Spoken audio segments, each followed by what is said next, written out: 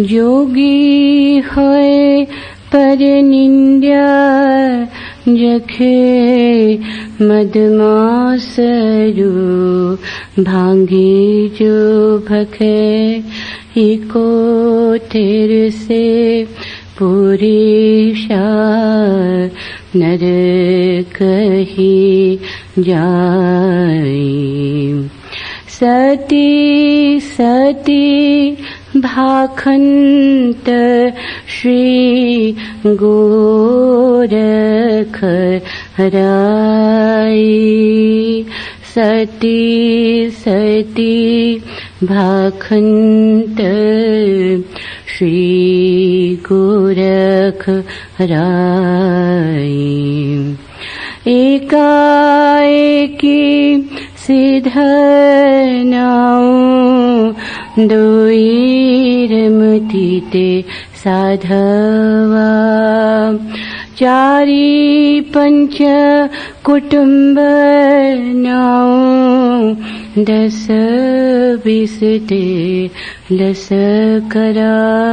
महामा धरी महा माँ को मिटे सतीम का शब्द विचारी। नाना है जिनी सतगुरु खो जा। तीन सिर की पोट उतारी। तीन सिर की पोट उतारी। जे आसाते आपदा जे संसाते सुगम। गुरु मुख भी नान भाजसी गोरख ये दू जो बड़ रोग। जप थप जोगी संयम सार बाले कंद्रप किया छार। ये हा जोगी जग में जोय दूजा पेट भरे सब कोई। जोगी है पर निंद्या जखे मदमास अरु भांगे जो भखे। कैसे बोलो पंडिता देवा कौने ठाई। निज तत निहारता हमें तुम्हें नहीं। कैसे बोलो पंडिता पखाण ची देवली। पखाण चा देव पखाण पूजिला कैसे फिटिला स्नेह। पखाणची देवली सरजीव तोडिला निर्जीव पूजिला। पापची करणी कैसे दूतर तीरिला। पखाणची देवली पखाणचा देव। तीर्थी तीर्थी स्नान करिला बाहर धोए कैसे भीतर बेदिला। पखाणची देवली पखाणचा देव। आदिनाथ नाती मच्छिंद्रनाथ पूता निज तात निहारे। गोरख अवधूत निज तात निहारे। गोरख अवधूत पखाणची देवली पखाणचा देव। पखाण पूजिला कैसे फिटिला सनीब, कैसे बोलो पंडिता। देव काने ठाई निज तत निहार, तामे तुम्हें नहीं, कैसे बोलो पंडिता।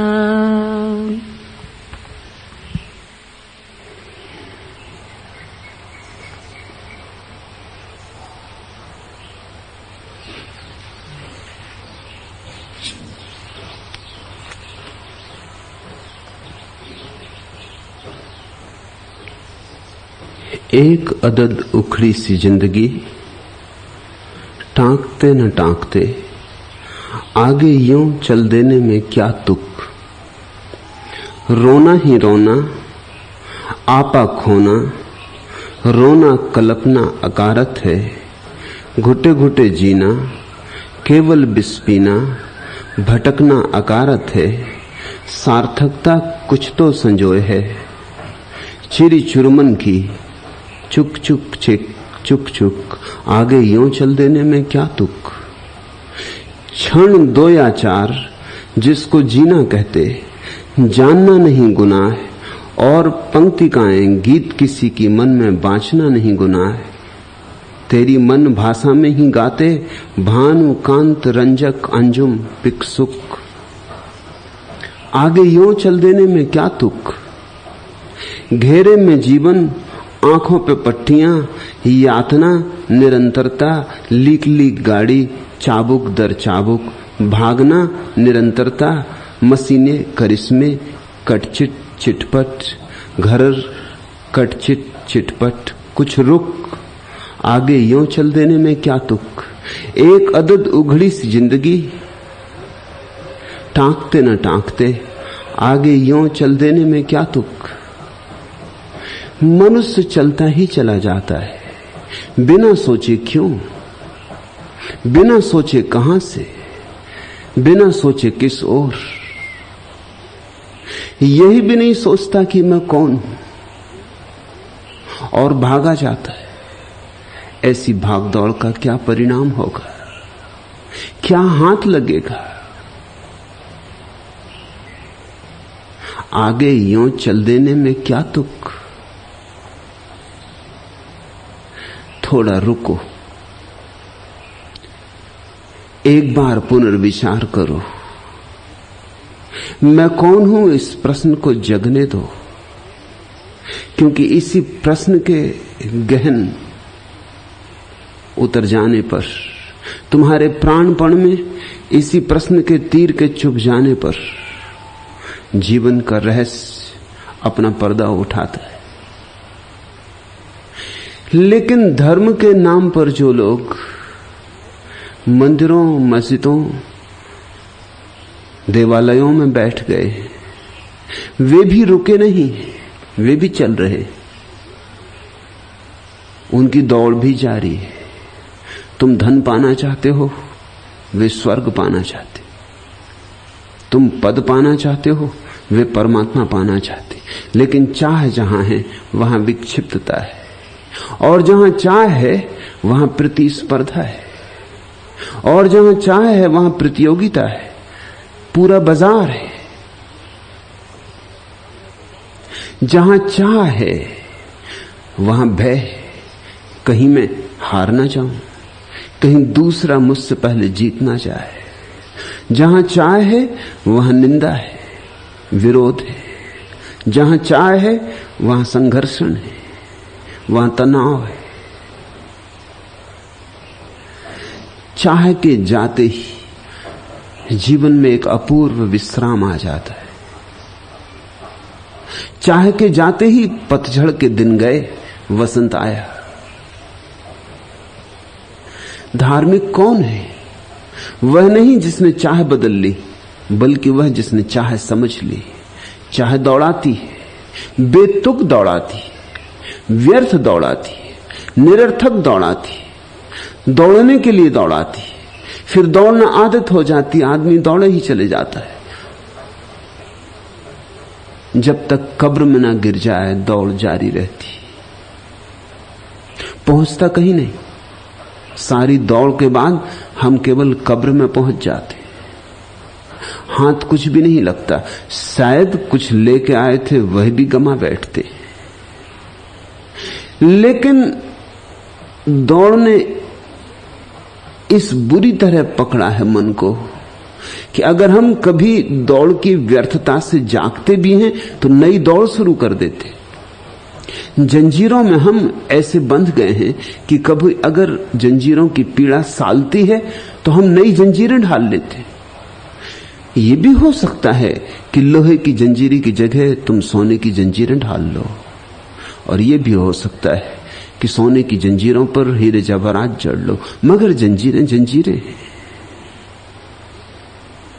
यहां सांसारिक तो बंधा ही हुआ है, यहां तथाकथित आध्यात्मिक लोग भी बंधे हुए हैं। मुक्त तो वही है जिसकी कोई चाह नहीं, जो परमात्मा को भी चाहता नहीं,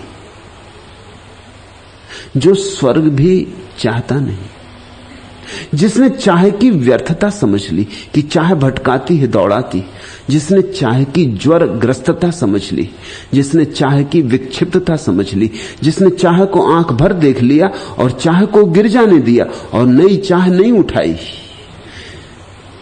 जो ऐसा चाह शून्य हो जाता है उसे परमात्मा मिलता है, उसे मिला ही हुआ है।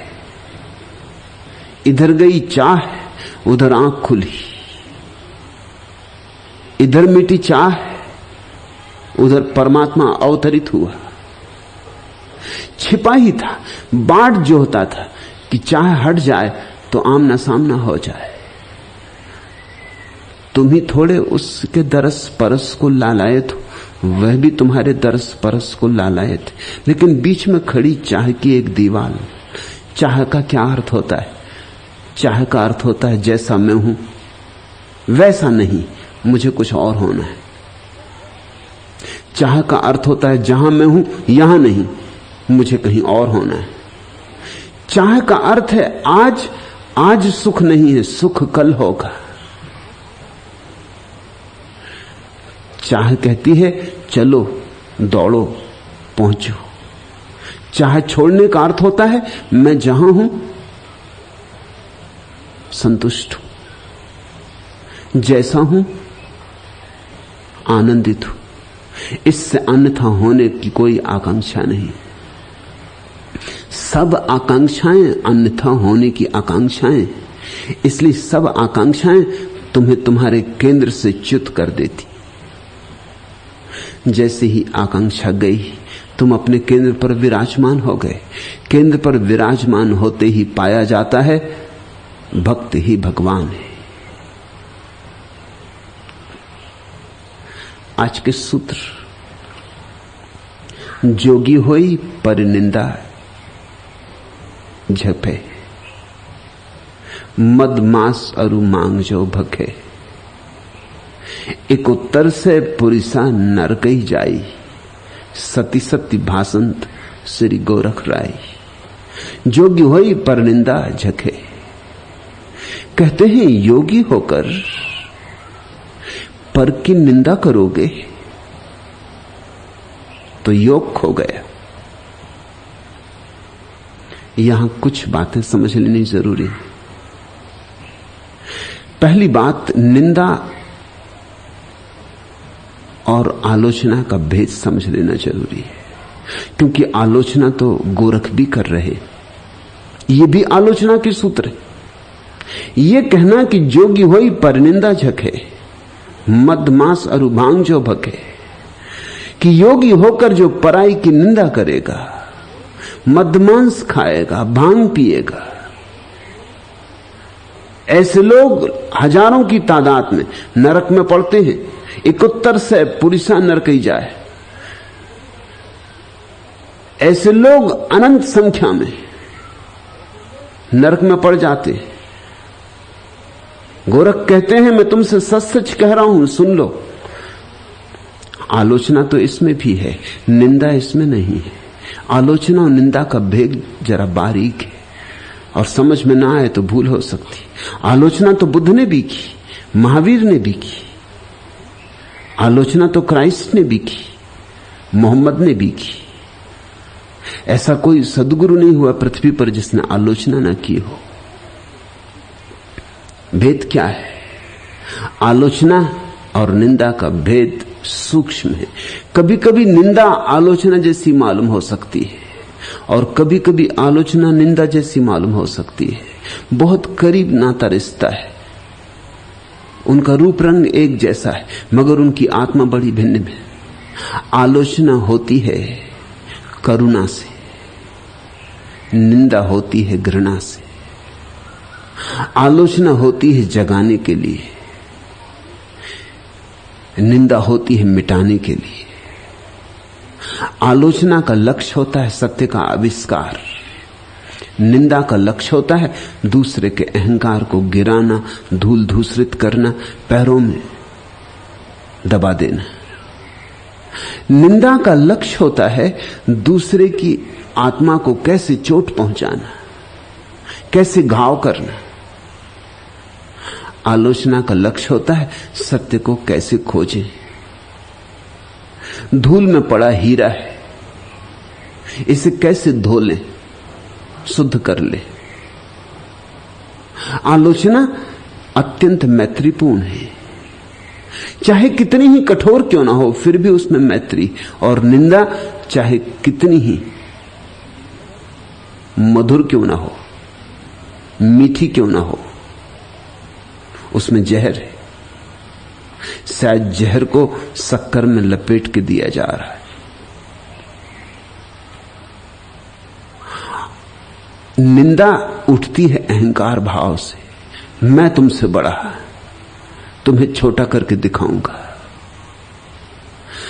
आलोचना का कोई संबंध अहंकार से नहीं, आलोचना का संबंध मैं तू से नहीं है। आलोचना इस बात का अन्वेषण है कि सत्य क्या है, सत्य कैसा है। आलोचना बहुत कठोर हो सकती है, क्योंकि कभी कभी असत्य को काटने के लिए कृपाण का उपयोग करना होता है। असत्य की चट्टानें हैं तो सत्य के हथौड़े और छेनियां बनानी पड़ती। आखिर गोरख के पीछे आने वाले कबीर और भी धार रखते, तलवार पर और धार आ जाती। कबीर की चोट ऐसी है कि टुकड़े टुकड़े कर जाए, लेकिन तुम्हें नहीं टुकड़े टुकड़े कर जाए, तुम्हारे असत्य को। जब तुम चोर पर हमला कर दो तो निंदा, और जब तुम चोरी पर हमला करो तो आलोचना। जब तुम पापी को घृणा करने लगो तो निंदा, और जब तुम पाप को घृणा करो तो आलोचना।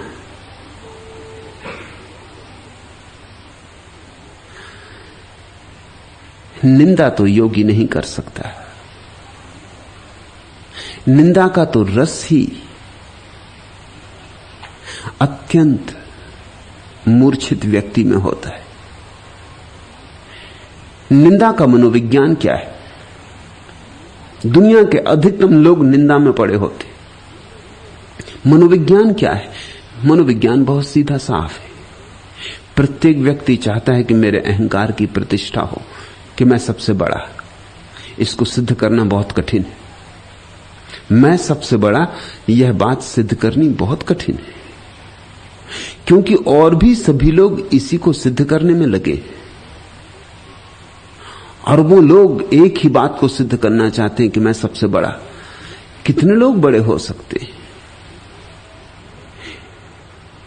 इतना घमासान चलेगा, इसमें जीत करीब करीब असंभव। कौन जीत सकेगा? एक एक आदमी अरबों आदमियों के खिलाफ लड़ेगा, हार निश्चित है। यहां सभी हार जाएंगे, यहां कोई ऊपर चढ़ नहीं सकता।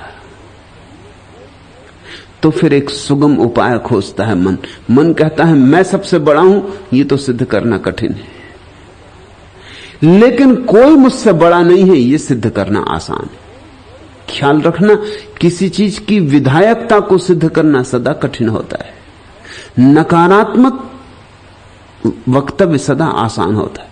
जैसे अगर सिद्ध करना चाहो कि ईश्वर है तो बहुत कठिन बात है। जीवन को तपश्चर्या में अग्नि से गुजारना होगा, तब भी कब हो पाएगी ये सिद्धि कुछ पता नहीं, इस जन्म में, अगले जन्म में, जन्मों जन्मों में। लेकिन ईश्वर नहीं है ये सिद्ध करना हो तो अभी हो सकता है, इसमें कुछ अड़चन नहीं है। जरा सी तर्क कुशलता चाहिए बस। नास्तिक होना कोई बड़ी कुशलता की, बुद्धिमानी की बात नहीं है। बुद्धू से बुद्धू आदमी नास्तिक हो सकता है। तुर्गनेव की प्रसिद्ध कथा है महामूर्ख। एक गांव में एक महामूर्ख था। वो बहुत परेशान था क्योंकि वो कुछ भी कहता लोग हंस देते, लोग उसको महामूर्ख मान ही लिए थे। वो कभी ठीक भी बात कहता तो भी लोग हंस देते।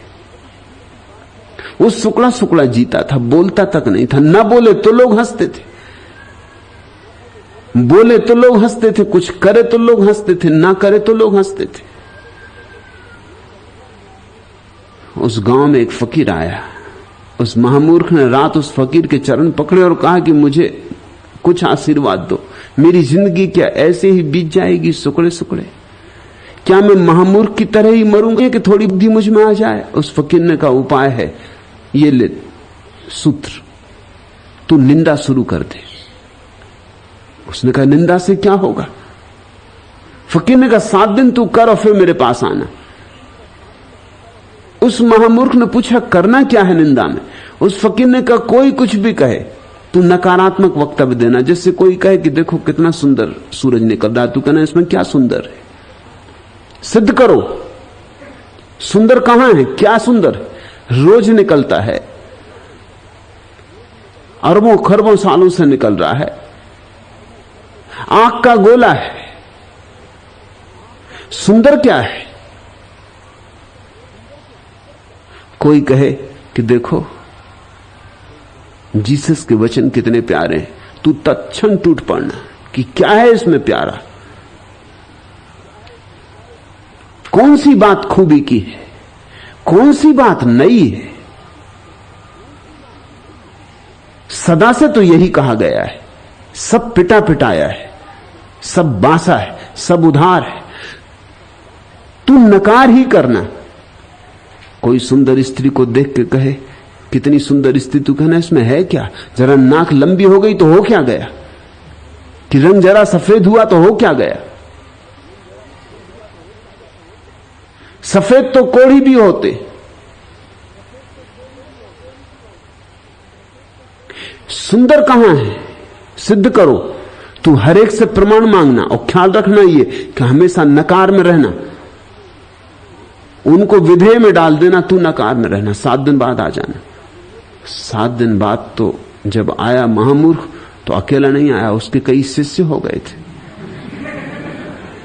वो आगे आगे आ रहा था, फूल मालाएं उसके गले में डली थी, बैंड बाजी बज रहे थे।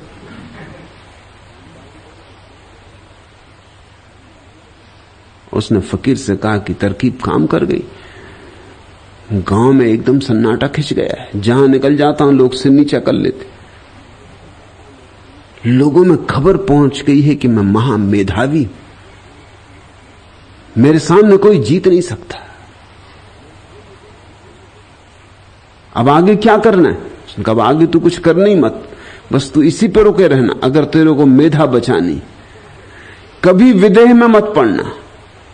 ईश्वर की कोई कहे तो तत्क्षण नास्तिकता प्रकट करना। जो भी कहा जाए तू हमेशा नकारात्मक वक्तव्य देना, तुझे कोई ना हरा सकेगा। क्योंकि नकारात्मक वक्तव्य को असिद्ध करना बहुत कठिन, विधायक वक्तव्य को सिद्ध करना बहुत कठिन।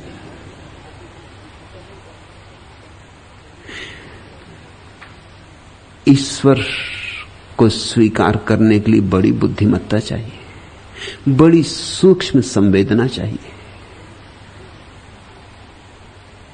हृदय का अत्यंत जागरूक रूप चाहिए।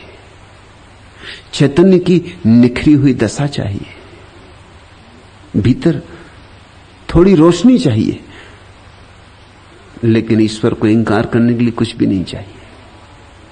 कोई अनिवार्यता नहीं है ईश्वर को इंकार करने के लिए। इसलिए लोग दुनिया में निंदा करते। निंदा का मनोविज्ञान सस्ता मनोविज्ञान है, सुगम उपाय है। इससे तुम्हारी प्रतिभा सिद्ध होती और इसमें कुछ खर्च पड़ता ही नहीं। हल्दी लगे न फिटकरी, रंग चोखा हो जाए, इसमें कुछ खर्च होते ही नहीं। इसे सीखने कहीं जाने की जरूरत नहीं, इसके लिए कोई सत्संग करना आवश्यक नहीं। इसलिए हर आदमी निंदा में कुशल है। तुम चारों तरफ लोगों को पाओगे निंदा रस लेते। पता नहीं जिन्होंने रसों की गणना की उन्होंने निंदा रस क्यों छोड़ दिया, क्योंकि और सब रस तो कोई कभी कभार लेता, निंदा रस तो लोग रोज लेते हैं, सुबह से सांझ तक।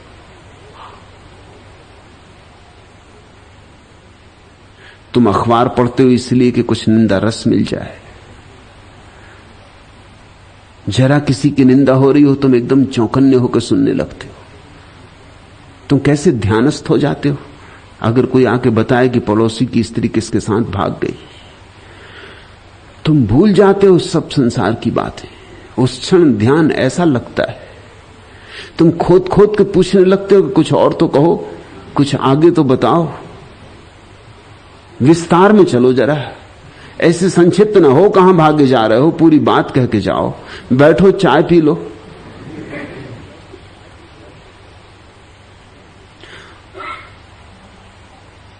पलक पावड़े बिछा देते हो। जहां तुम्हें लगता है कि कुछ निंदा हो रही वहीं तुम्हें रस आता है। रस आता है क्योंकि दूसरा आदमी छोटा किया जा रहा है और उसके छोटे होने में एक भीतरी प्रतीति होती कि मैं बड़ा हूं।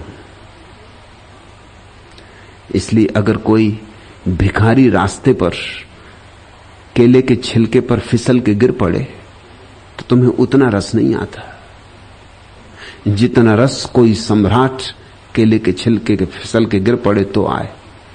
दिल खुश हो जाएगा। जिसको मुल्ला नसरुद्दीन कहता है दिल का गार्डन गार्डन हो जाना, बाग बाग हो जाने का उसने अनुवाद किया है। जब पहली दफा उसने मुझसे कहा मैं भी चौंका। मैंने उससे पूछा कि ये दिल का गार्डन गार्डन हो जाना क्या है। उसने कहा अरे बाग बाग हो जाना, ये उसका अंग्रेजी अनुवाद है। कोई बादशाह फिसल के गिर पड़े कैसा चित्त प्रसन्न होता है। इसलिए जब तुम्हें खबर मिल जाती कि कोई प्रधानमंत्री कोई राष्ट्रपति किसी गलत काम को करते हुए पकड़ लिया गया है तो कैसा निंदा का रस फैलता है। क्या प्रयोजन है, किसको लेना देना होना चाहिए। कोई प्रधानमंत्री अगर किसी स्त्री के प्रेम में पड़ गया बस जैसे कि कोई बड़ी अनूठी बात हो गई। कितना रस फैलता है, कितने लोग उत्सुक हो जाते। ये सिर्फ एक बात बताई जा रही है इसके भीतर, सिर्फ एक बात की सूचना हो रही कि तुम प्रतीक्षा ही कर रहे थे कि जरा फंसो, कि जरा कहीं गिरो, कि जरा पैर फिसले तुम्हारा किसी केले के छिलके पर, तुम चारों खाने चित्त हो जाओ। ये दिल में तुम्हारे आकांक्षा ही थी। इसलिए जो व्यक्ति भी 4-5 साल सत्ता में रह जाता, जनता उसी को सत्ता से उतारने को उत्सुक हो जाती, आतुर हो जाती। बहुत हो गया, ये गिरना ही चाहिए आदमी। छोटी छोटी बातें फिर खूब बड़ी बड़ी करके फैलाई जाती और लोग उनको स्वीकार करने को राजी होते। तुमने मजा देखा, अगर तुम किसी की प्रशंसा करो कोई सुनने को राजी नहीं, न कोई स्वीकार करने को राजी। अगर तुम कहो कि फला व्यक्ति देखो कैसा महात्मा हो गया, वो कहेगा अरे सब देख लिए महात्मा, कहीं कोई महात्मा ना होता है ना हुआ है, सब धोखाधड़ी, कुछ चालबाजी होगी, जरा रुको थोड़ा ठहरो, जब पकड़ा जाएगा तब पता चलेगा। हमने कई को गिरते देख लिया है। लेकिन अगर कोई तुमसे कहे कि फलां आदमी चोरी कर रहा है, फलां आदमी बेईमान है, फलां आदमी ने रुश्वत खाई, तो तुम कभी इंकार नहीं करते कि नहीं नहीं ऐसा कैसे हो सकता है। तुम तो तत्क्षण स्वीकार कर लेते हो जैसे तुम पहले से माने ही बैठे थे। हमने ये मान ही रखा है कि हमारे अतिरिक्त और सब लोग बुरे हैं, किन्हीं का पता चल गया है, किन्हीं का पता नहीं चला, कभी चल जाएगा, मगर हमारे सिवाय सारे लोग बुरे हैं। ये तो हमारी स्वीकृत मान्यता है। इस स्वीकृत मान्यता को जो भी सहारा दे देता है हम तत्क्षण अंगीकार कर लेते हैं।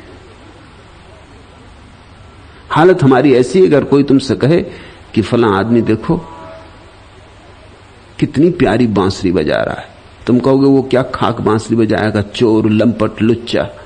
जैसे कि लुच्चा, लंपट और चोर होने से बांसुरी बजाने में कोई बाधा पड़ती हो। लेकिन तुमने तत्क्षण निंदा कर दी, वो क्या खाक बांसुरी बजाएगा, उसकी बांसुरी में क्या रखा है। हम उसे भली बात जानते, हम उसके बाप दादों को भी जानते, वो क्या बांसुरी बजाएगा। लेकिन इससे उल्टी बात तुम्हें कभी सुनने में ना आएगी कि कोई कहे कि देखो वो आदमी चोर है, बेईमान है, लंपट है, और तुम कहो कि नहीं ये कैसे हो सकता है क्योंकि वो इतनी प्यारी बांसुरी बजाता है। नहीं नहीं ये नहीं हो सकता, इतनी प्यारी बांसुरी बजाने वाला आदमी चोर होगा, लंपट होगा, ये कैसे हो सकता है, ऐसा तुम कभी ना कहोगे। ये तुम्हारे अहंकार के विपरीत है। जो तुम्हारे अहंकार को भरता है वह है निंदा। इसलिए प्रशंसा तो लोग बड़े बेमन से करते हैं, बड़े बेमन से, मजबूरी में करते हैं। कुछ लेना हो प्रशंसा करके तो करते हैं, इसलिए ऊपर ऊपर प्रशंसा कर देते हैं, पीछे बदला लेते हैं। अदालत में मुकदमा था, एक नेताजी ने अदालत में एक आदमी पर मानहानि का मुकदमा चलाया था, क्योंकि होटल में जहां की 50-60 लोग मौजूद थे, उस आदमी ने नेताजी को उल्लू का पट्टा कह दिया। स्वभावतः नेताजी क्रुद्ध हो गए, उल्लू का पट्टा, इसको मजा चखा के रहेंगे। मुल्ला नसरुद्दीन नेताजी के बगल में ही खड़ा था जब उल्लू का पट्टा उन्हें कहा गया, तो उन्होंने उससे कहा कि मुल्ला गवाही देनी होगी, तुम्हारे सामने कहा। तो उसने कहा बिल्कुल गवाही दूंगा, प्रत्यक्ष गवाह मैं हूं, मेरे सामने गाली दी गई है, मैं तुम्हारे बगल में खड़ा था। अदालत में गवाहियां हुई। मुल्ला नसरुद्दीन से पूछा मजिस्ट्रेट ने कि वहां 50 लोग थे और जिस आदमी पर दोष लगाया गया गाली देने का, वो आदमी कहता है कि मैंने किसी का नाम लेके नहीं कहा, हाँ मैंने उल्लू का पट्टा शब्द उपयोग किया था, मगर वहां 50-60 लोग थे। नेताजी को मैंने लक्ष्य करके ये नहीं कहा है। तुम्हारे पास क्या सबूत है नसरुद्दीन के नेताजी को ही लक्ष्य करके? नसरुद्दीन ने कहा मैं मानता हूं वहां 50-60 लोग थे, लेकिन उल्लू का पट्टा वहां सिवाय नेताजी के और कोई था ही नहीं।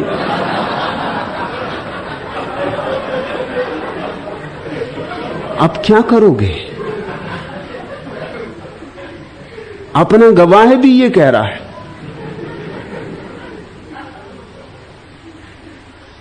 तुम चाहते हो जो सत्ता में है, शक्ति में है, पद में है, प्रतिष्ठा में है, जिनके पास धन है, वो चारों खानों गिरे। इससे तुम्हारे दिल को बड़ी राहत होगी। दुनिया में जब कभी किसी का पतन होता है, लोगों के चित्त को बड़ी राहत मिलती है, बड़ा हल्कापन आ जाता है। लोग प्रतीक्षा करते हैं इसकी कि किसी का चरित्र भ्रष्ट हो जाए। इस पर बहुत दारमदार है उनकी। चरित्र तो बनाना मुश्किल है, अपने जीवन को तो गरिमा देना मुश्किल है, महिमा देना मुश्किल है, मगर किसी की महिमा छिन जाए तो उसको बढ़ा चढ़ा के चर्चा करना तो आसान है। जितनी उसकी तुम चर्चा करते हो बुराई की, उतने ही तुम भीतर अच्छे होते जाते हो। यह निंदा का मनोविज्ञान है, यह अहंकार की छाया है और अहंकार का पोषण भी। मगर इसका अर्थ यह नहीं है कि मैं तुमसे कह रहा हूं तुम अंधे की तरह जीना, या गोरख तुमसे कह रहे हैं तुम अंधे की तरह जीना। जहां तुम गलत देखो वहां चुप रह जाना। ये मैं नहीं कह रहा हूं, न गोरख कह रहे हैं, क्योंकि अगर गोरख ये कहते तो जो उन्होंने कहा ये भी नहीं कह सकते थे। इस बात को ख्याल में ले लो, ये भी तो गलत देखा ना। ये देखा कि योगी और निंदा कर रहे हैं, कि योगी और मद्य मांस और भांग पी रहे हैं, तो कहा कि नरक में पड़ोगे। इसको तुम निंदा मत समझना, इसमें निंदा कुछ भी नहीं है, इसमें सहज करुणा है, इसमें सहज सद्भाव है। उन्हें नीचे दिखाने का प्रयोजन नहीं है। सच में तो उन्हें ऊपर उठाने की आकांक्षा है, उन्हें जगाने की आकांक्षा है। कभी कभी जगाने वाला भी दुश्मन मालूम पड़ता है। कभी कभी तो ऐसा हो जाता, तुम किसी से कह देते हो भाई सुबह मुझे उठा देना, ट्रेन पकड़नी 4 बजे की, और तुम तो 3 बजे उठते ही हो ब्रह्म मुहूर्त में, मुझे उठा देना। वो आदमी तुम्हें 3 बजे उठाने आया, तुम मन ही मन में गाली देते हो उस आदमी को जिसको तुमने ही कहा है कि 3 बजे उठा देना, कि ये बदतमीज आ गया, कि इस हरामजादे को आज ही सूझा कि हमने कह दिया था, गलती हो गई, मगर कोई गलती को मान के करने की जरूरत ही थोड़ी थी, कि ये दुष्ट कहां टले। और अगर वो तुम्हें खींच के उठाने लगे, झगड़ा भी हो सकता है। जर्मनी का प्रसिद्ध विचारक हुआ इमैनुअल कांट, उसने एक नौकर रख छोड़ा था। उसको सुबह उठने में बड़ी अड़चन होती थी। नौकर का कुल काम इतना था कि चाहे मारपीट हो जाए मगर उठा दे। तो मारपीट होती थी, ये इसके लिए नौकर ही रखा हुआ था। कई नौकर छोड़ के चले जाते थे कि ये क्या मामला है, पर वो कहता कि तुम्हें रखे ही इसीलिए, तुम फिक्र ही मत करना। मैं तुमसे ये तो नहीं कहता कि मैं मारूं तो तुम मत मारना, तुम भी मारना, मगर मुझे उठा के रहना। भिन्न भिन्न तरह के लोग हैं। अभी तो पश्चिम में इस तरह के विद्युत के कंबल बन गए जिनमें तुम अलार्म भर दो, घड़ी भी लगी रहती, और सुबह ठीक 5 बजे बिजली का शाख। जो नहीं उठ सकते उनके लिए इंतजाम करना पड़ेगा। लगा एक शाख और छलांग लगा के तुम बाहर हुए, क्योंकि साधारण अलार्म काम नहीं करते। लोग उनको बंद कर देते, घड़ी पटक देते, खुद की घड़ी, फिर बाद में पछताते हैं कि फूट गई है, 50 रुपए का नुकसान हो गया। खुद ने ही अलार्म भरा, खुद ही घड़ी पटक देते, उनके लिए इंतजाम करने पड़े। जगाने वाला प्रीतिकर नहीं लगता, क्योंकि उस समय तुम मधुर निद्रा में खोए हो सकता है कोई मीठा सपना देख रहे हो सकता है बिल्कुल अभी अभी बस क्लियोपेत्रा से मिलन ही होने वाला था,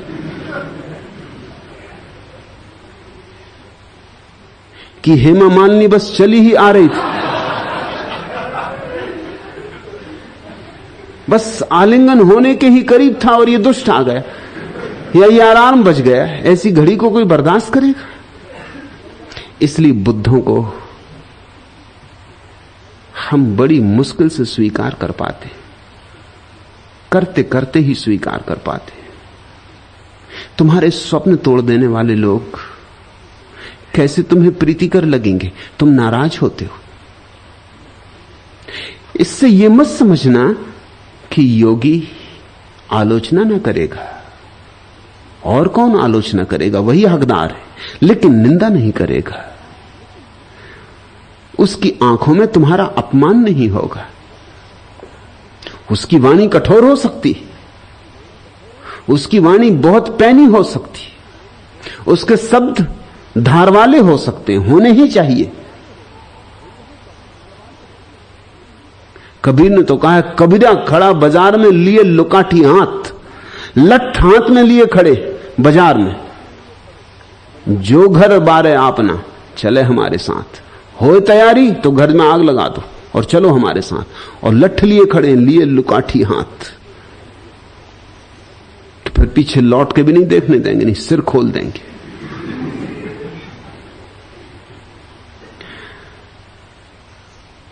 योगी कठोर हो सकता है, लेकिन कठोर होता है तुम्हारे दुर्गुण पर, तुम पर नहीं।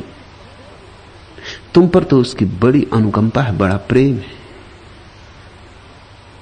इसलिए कभी कभी अड़चन हो सकती है, कभी कभी तुम्हें भ्रांति हो सकती, पर साफ साफ भेद समझ लेना।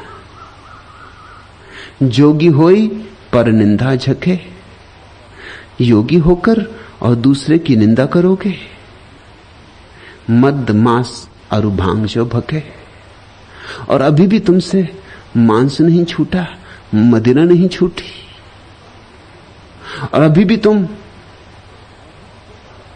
भांग और गांजा जैसे मादक पदार्थों में डूबते हो।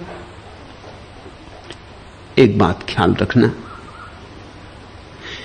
जो जागे हैं वो तुम्हारे शराब या मांस मदिरा के विपरीत किन्हीं और कारणों से हैं। तुम भी इनके विपरीत होते हो, लेकिन तुम्हारे कारण भिन्न। तुम कहते हो मदिरा मत पीना क्योंकि व्यर्थ पैसे की हानि होती, स्वास्थ्य खराब होता है, पत्नी बच्चे भूखे मरेंगे, इसलिए मत पीना। ये कोई कारण ज्यादा देर तक साथ देने वाले नहीं है। समझो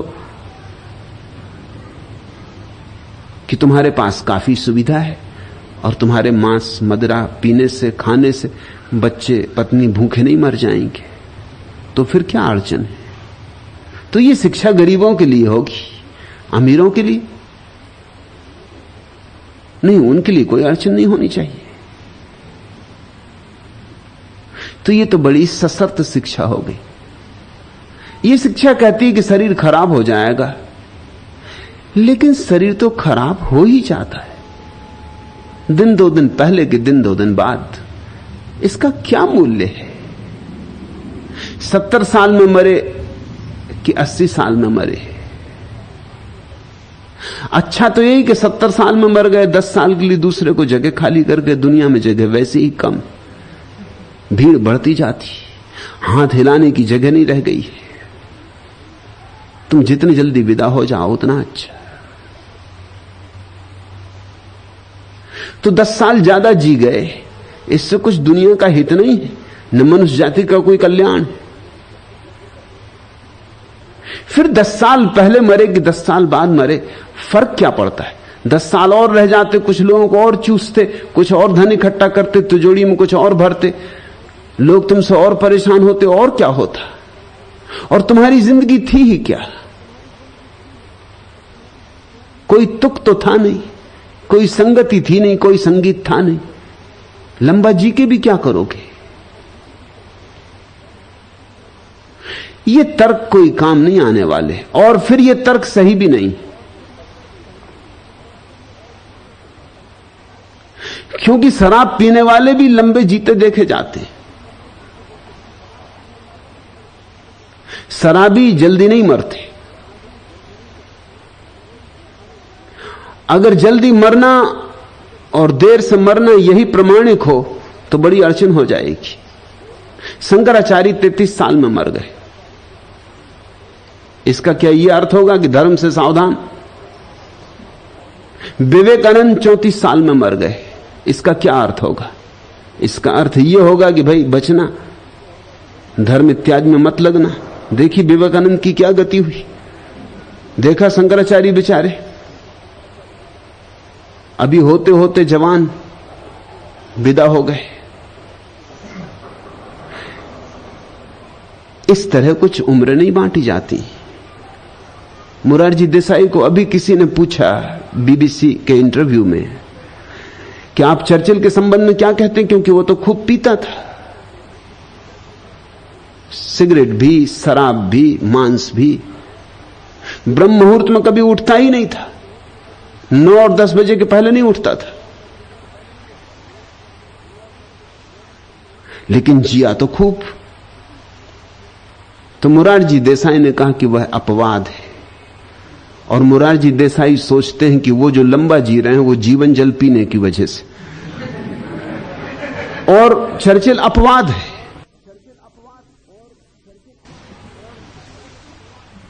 मैंने सुना मुल्ला नसुद्दीन 80 वर्ष का हो गया था, लेकिन अभी भी तैराकी में प्रथम आता था। तो पत्रकार उसके घर गए जन्मदिन उसका मनाया जा रहा था 80वां। उन्होंने पूछा कि 80 वर्ष के तुम हो गए हो, तुम्हारा राज क्या है? तुम कैसे अब तक प्रथम तैराक जवान भी तुमसे हार जाते?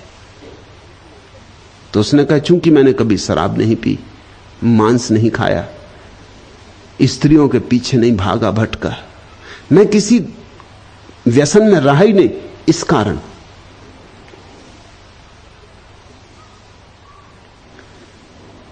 चमत्कृत हुए लोग जो पूछने आए थे, लेकिन तभी मुल्ला ने कहा, लेकिन इससे बहुत विचार में मत पड़ो, मैं कुछ भी नहीं हूं। मेरे पिता 100 साल के हो गए, मगर घुड़सवारी में उनका कोई मुकाबला नहीं। मैं भी घुड़सवारी में उनका मुकाबला नहीं कर पाता, जवान से जवान नहीं कर पाता।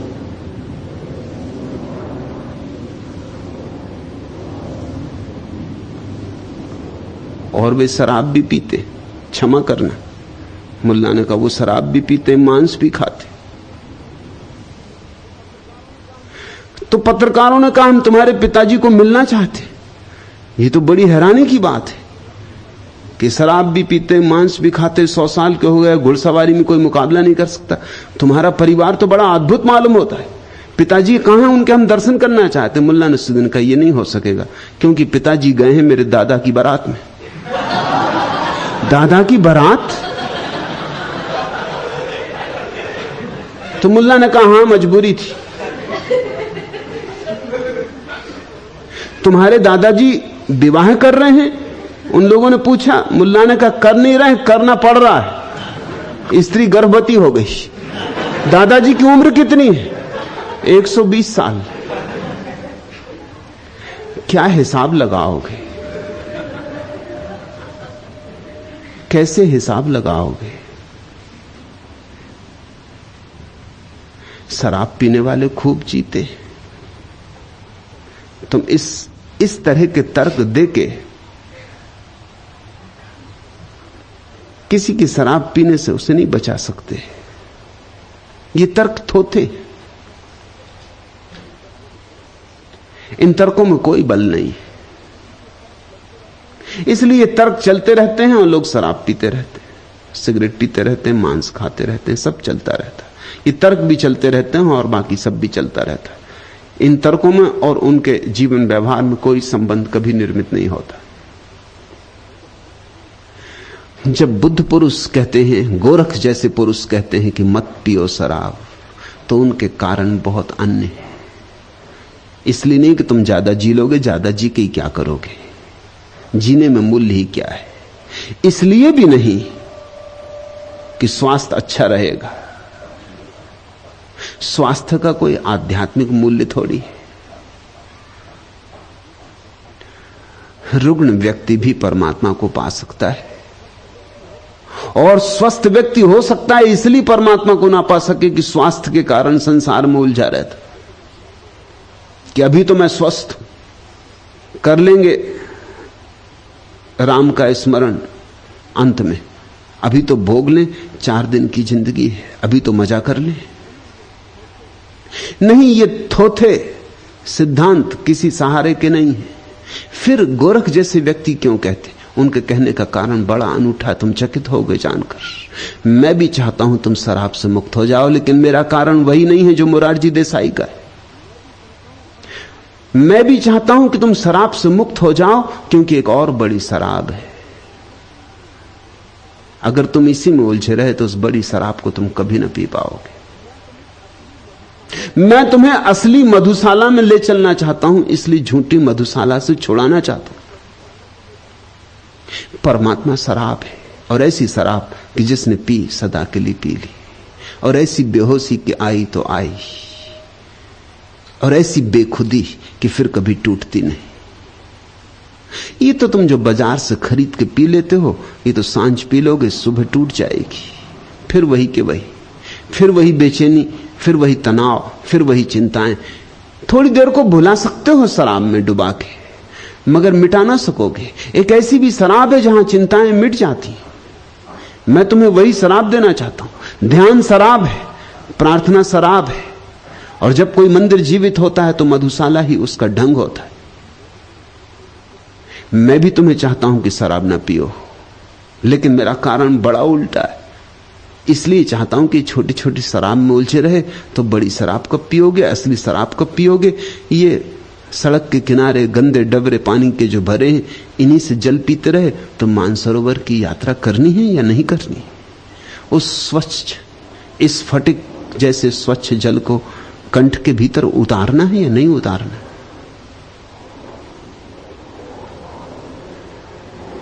मैं तुम्हें शराब छोड़ने को इसलिए नहीं कहता कि मैं कोई नीतिवादी हूं कि शराब पीने से कोई बहुत बड़ा पाप हुआ जा रहा। क्या खाक पाप होगा, शराब तो शुद्ध शाकाहार है।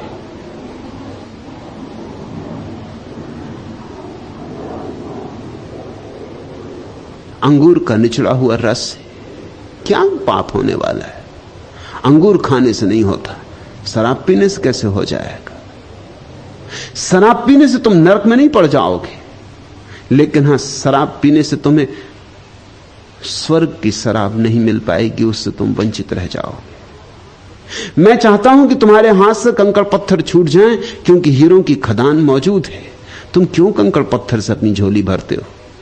मुरारजी देसाई और मेरे वक्तव्य में जमीन आसमान का भेद। उनकी दुश्मनी है तुम्हारे कंकड़ पत्थरों से। वो कहते हैं छोड़ो कंकड़ पत्थर, कंकड़ पत्थर बुरे। मैं कहता हूं कंकड़ पत्थर से मेरी कोई दुश्मनी नहीं, मगर हीरे जवारात हैं। तुम्हारी झोली कंकड़ पत्थर से भरी रही तो हीरे जवारात ऐसे ही पड़े रह जाएंगे, जिनको पा लेने का तुम्हें हक था, जो तुम्हें पाने ही चाहिए थे, जिनको बिना पाए तुम्हारी नियति कभी पूर्ण नहीं होगी। भेद ख्याल कर लेना, भेद बहुत बुनियादी है। मैं भी तुमसे कहता हूं मांस छोड़ो, लेकिन इसलिए नहीं कि मांस खाओगे तो नरक जाओगे, इसलिए नहीं कि मांस खाओगे तो हिंसा हो जाएगी। इन सब छोटी बातों से मुझे कोई प्रयोजन नहीं है, क्योंकि अगर मांस खाने वाले सारे लोग नरक जाते तो जीसस नरक में होंगे, रामकृष्ण परमहंस भी नरक में होंगे, क्योंकि बंगाली का बिना मछली के चले, मछली भात के बिना चल ही नहीं सकता। रामकृष्ण परमहंस मछली तो खाते ही रहे, नरक में होंगे।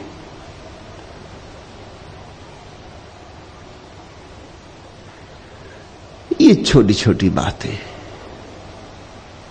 इनका कोई मूल्य नहीं, मगर इतना जरूर इनसे सिद्ध होता है कि रामकृष्ण परमहंस की संवेदना जितनी गहन हो सकती थी उतनी ना हो पाई होगी। थोड़ा सा पर्दा रह गया। हृदय जितना प्रेमपूर्ण होना चाहिए था ना हो पाया होगा। थोड़ी कालिख रह गई। नरक में पड़ गए ऐसा नहीं, मगर एक और सौंदर्य का अनुभव हो सकता था जिससे वंचित रह गए। जीसस नरक जाएंगे ऐसा नहीं, लेकिन जीवन के समझने में थोड़ी सी चूक रह गई, एक कांटा रह गया। वह कांटा भी निकल सकता था, निकल ही जाना चाहिए था। और मुझे लगता है कि जीसस अगर थोड़े ज्यादा दिन जिंदा रह गए होते, जवान मर गए, मार डाले गए, तो शायद कांटा निकल जाता। अभी उम्र कम थी और सारे लोग मांसाहारी थे जिनके बीच वो पैदा हुए थे। थोड़ी उम्र पकती, थोड़ा बोध गहन होता, थोड़े परमात्मा का साक्षात्कार और सघन होता, तो निश्चित ही मांसाहार छूट जाता।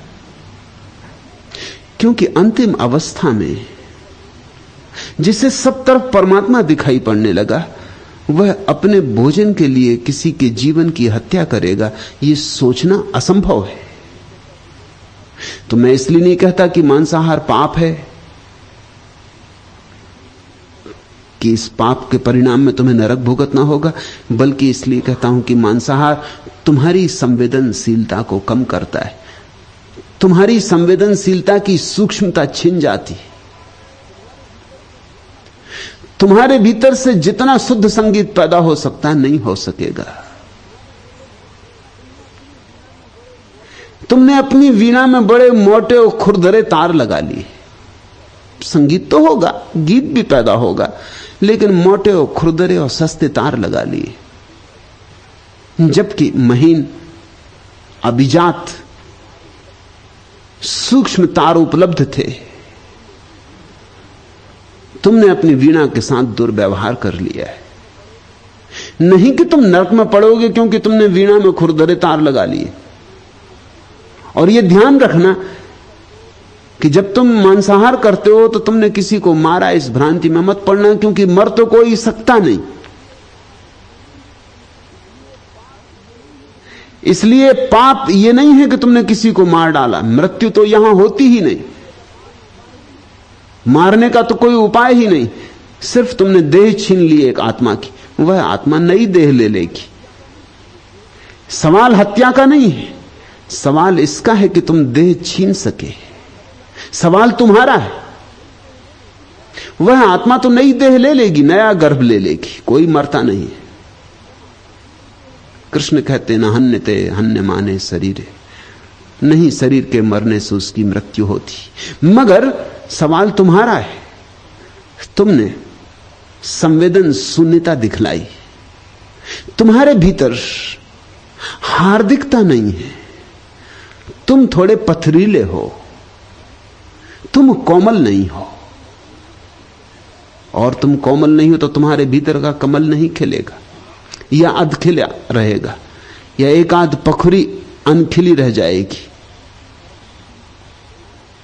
परम चित्त की अवस्था में मांसाहार असंभव है। और जो परम चित्त की अवस्था चाहते हैं उन्हें यह बोध रखना चाहिए। तो ठीक कहते गोरख, जोगी होई पर निद्रा झके, मद मास अरु भांग जो भखे, एक उत्तर से पुरिसा नरक जाई। ऐसे मैंने हजारों लोगों को नरक जाते देखा है। सती सती भासत श्री गोरख राय। मैं सच सच कह रहा हूं, किसी की निंदा नहीं कर रहा हूं, जो तथ्य है उतना ही निवेदन कर रहा हूं।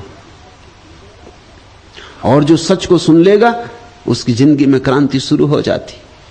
अब रही मुश्किल पड़ी, गाड़े दो काम, सांचे से तो जग नहीं, झूठे मिले न राम। जिसने सच को सुना, सच को समझा, उसके जीवन में क्रांति का क्षण आ गया। उसे एक बात दिखाई पड़ने लगेगी कि अगर सच की मान के चलूं तो राम मिल सकते, लेकिन जग अपने आप खो जाएगा। छोड़ना नहीं पड़ता, जग अपने आप खो जाता है। झूठ से तो राम नहीं मिलता, सच से जग नहीं मिलता। जिसको यह बात दिखाई पड़ गई उसे स्पष्ट चुनाव करना ही होता है। उसी चुनाव को मैं संन्यास कहता हूं। वह निर्णायक घटना है। एका एकी सिद्ध नाऊ, दो रमत ते साधवा, चारि पांच कुटुंब नाऊ, 10 बीच ते लश्करा।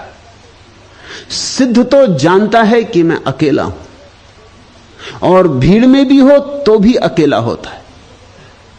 इसे तुम ऐसा समझो कि तुम अगर जंगल में भी बैठ जाओ तो तुम अकेले नहीं होते।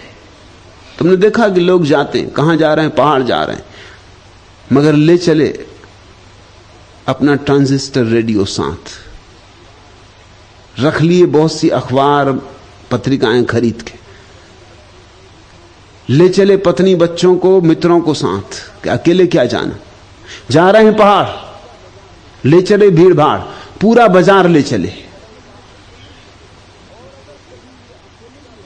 और अगर कभी ये अकेले भी रह जाएं जाके पहाड़ पर तो भी अकेले नहीं होते। बैठे अकेले दिखाई पड़ते, मगर भीतर इनके मित्रों की स्मृतियां, पत्नी पति बच्चे परिवार धन दौलत दुकान बाजार सब घूमता रहता। तुम अकेले भी होते हो तो भीड़ में होते हो। सिद्ध वही है जो जहां भी हो अकेला हो, भीड़ में हो तो भी अकेला हो। क्योंकि सिद्ध का अर्थ है जिसने अपने भीतर का स्वभाव पहचाना। अकेले हम आए, अकेले हम जाएंगे, अकेले हम हैं। क्योंकि जैसे हम आए हैं वैसे ही हम हैं और वैसे ही हम जाएंगे। हमारा अकेलापन शाश्वत है। और हमने जो खेल रचा लिए हैं पति पत्नी के, हमने भावरें डाल ली हैं, हमने परिवार बसा लिए, वो सब भुलावे, वो खेल। गुड्डा गुड्डियों के खेल से ज्यादा मूल्य उनका नहीं है। खेलो जरूर, मैं नहीं कहता कि खेलना बंद कर दो, मगर स्मरण रखो कि खेल खेल है।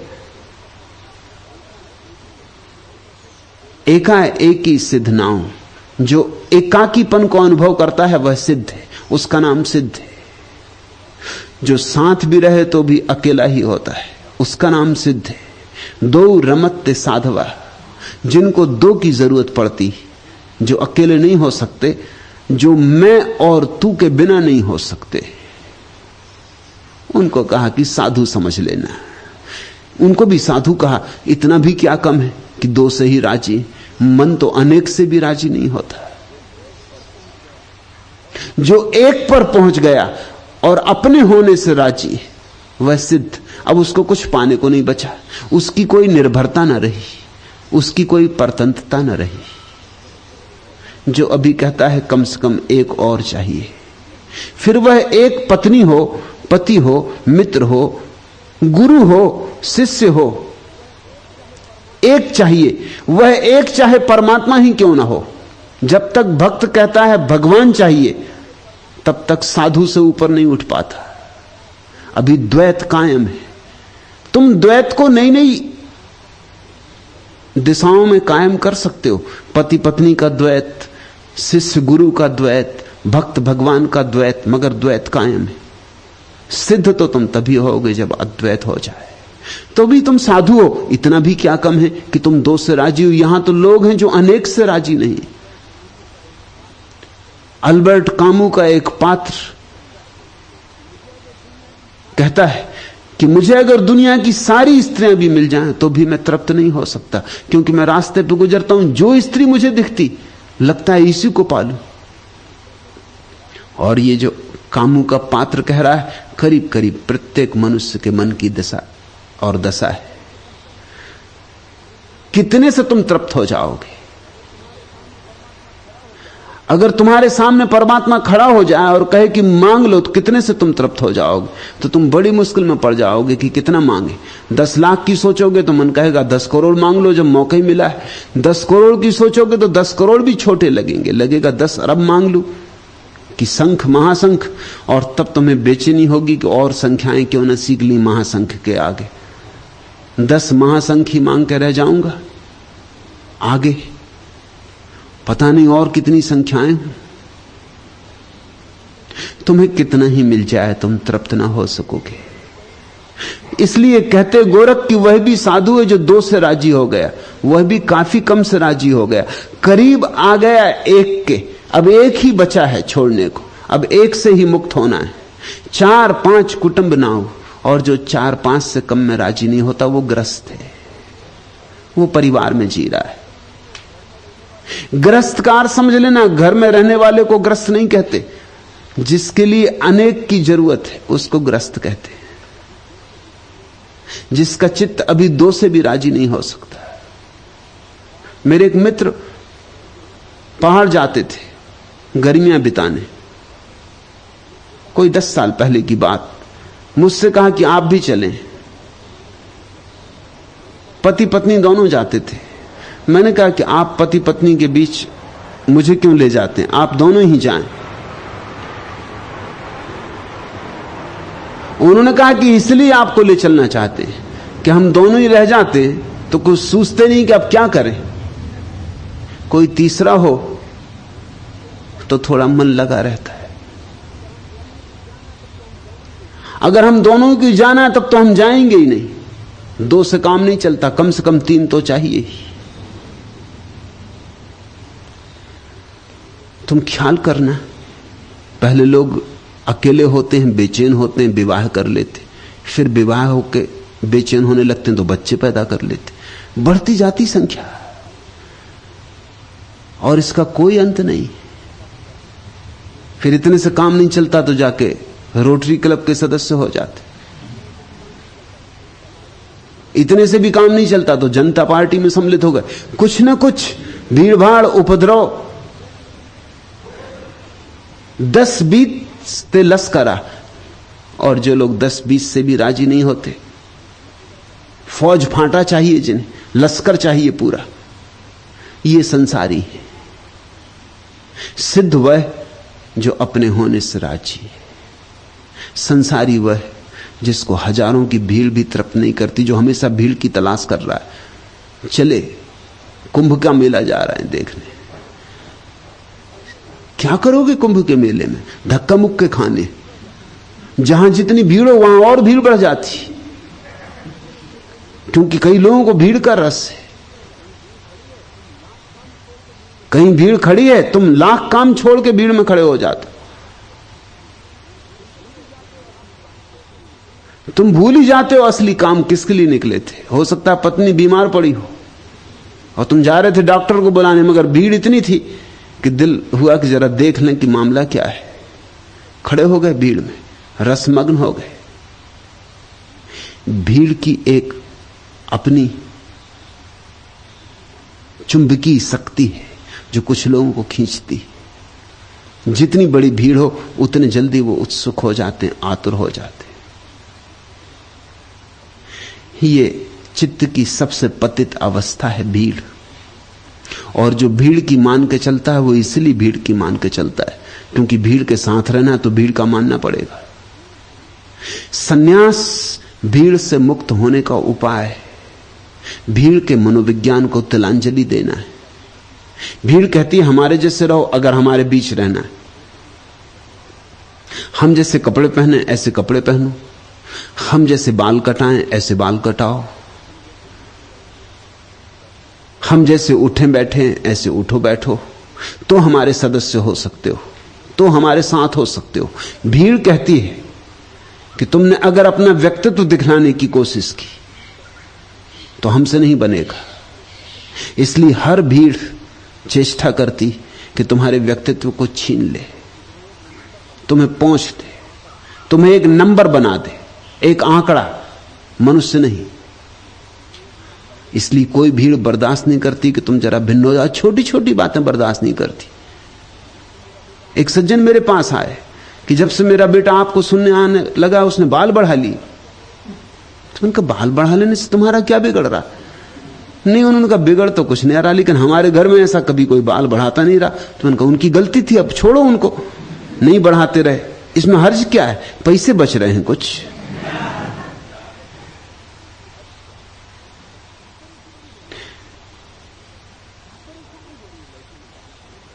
क्या परेशानी हो रही? लड़के ने बाल बड़े कर लिए,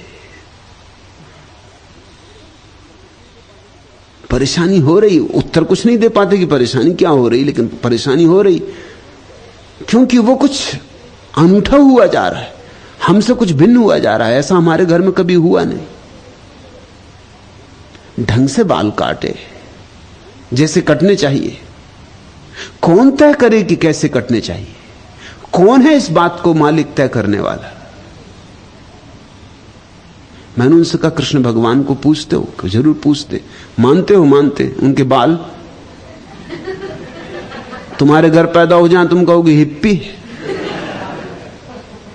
और अगर मोर मुकुट बांध लें फिर तुम्हारे बेटे की जरा सोचो, बाल माल बढ़ा के, पीत वस्त्र पहन के, रेशमी आभूषण इत्यादि पहन के, बांसुरी लेके, पांव पे पांव टेक के, और खड़ा हो जाए मोर मुकुट बांध के, फिर क्या करोगे? पूजा करोगे कि नहीं?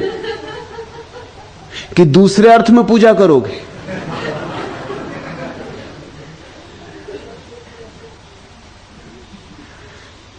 जरा सा भेद भीड़ बर्दाश्त नहीं करती, क्योंकि भीड़ चाहती है तुम अनुगत हो जाओ, और नहीं तो तुम गांव में जानते हो लोग क्या करते हैं। भीड़ त्याग कर देती तुम्हारा। रोटी पानी बंद, चिलम तमाकू बंद। और जिस आदमी की गांव में चिलम तमाकू बंद हो गई, कोई चिलम तमाकू नहीं पिलाता, रोटी पानी के लिए नहीं बुलाता, वो आदमी मरा, उसका जीना मुश्किल हो गया।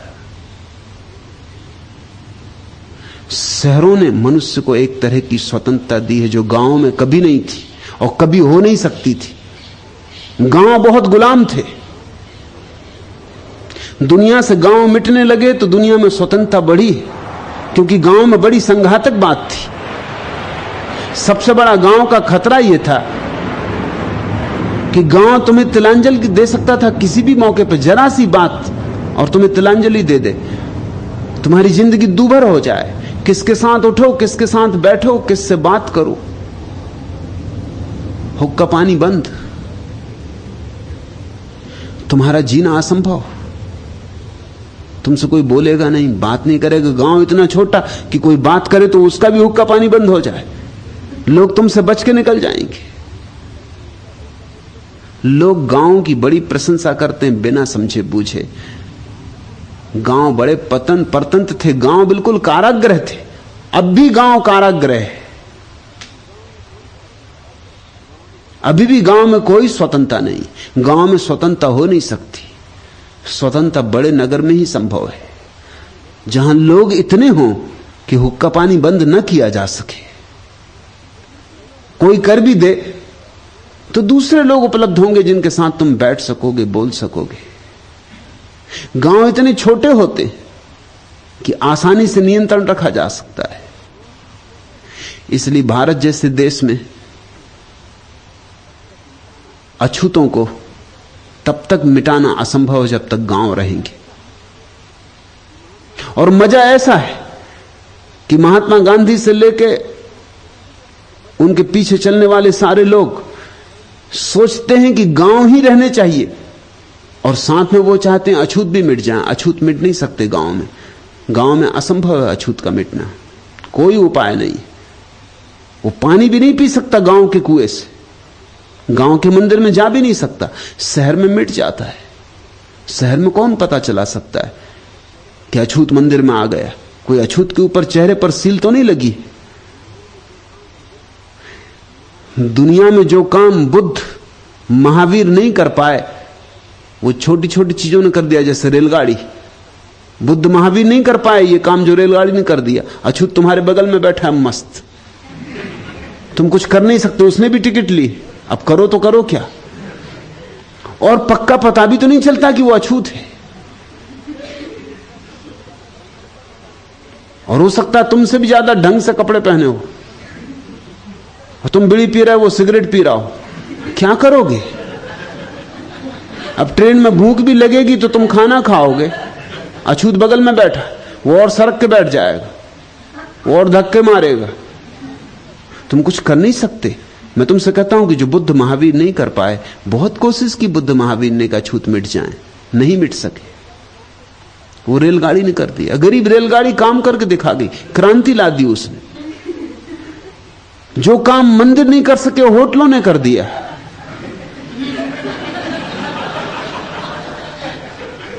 जो काम तीर्थ नहीं कर सकते सिनेमागृहों ने कर दिया।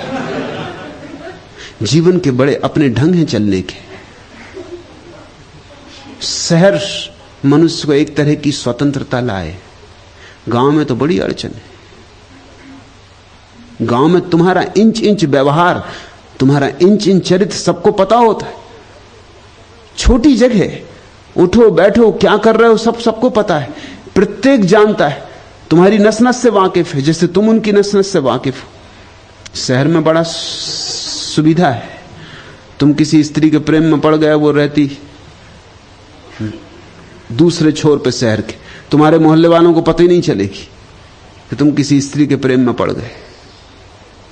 वो यही समझते हो कि रोज सत्संग करने जाते, कि भगत जी हैं बहुत, सुबह सुबह मंदिर के लिए निकल जाते। गांव में यह संभव नहीं था। गांव में स्वतंत्रता संभव नहीं थी। गांव परतंत्र था, भीड़ मालिक थी। व्यक्ति का जन्म हुआ शहरों में, गांव में व्यक्ति होता ही नहीं था, सिर्फ भीड़ होती थी।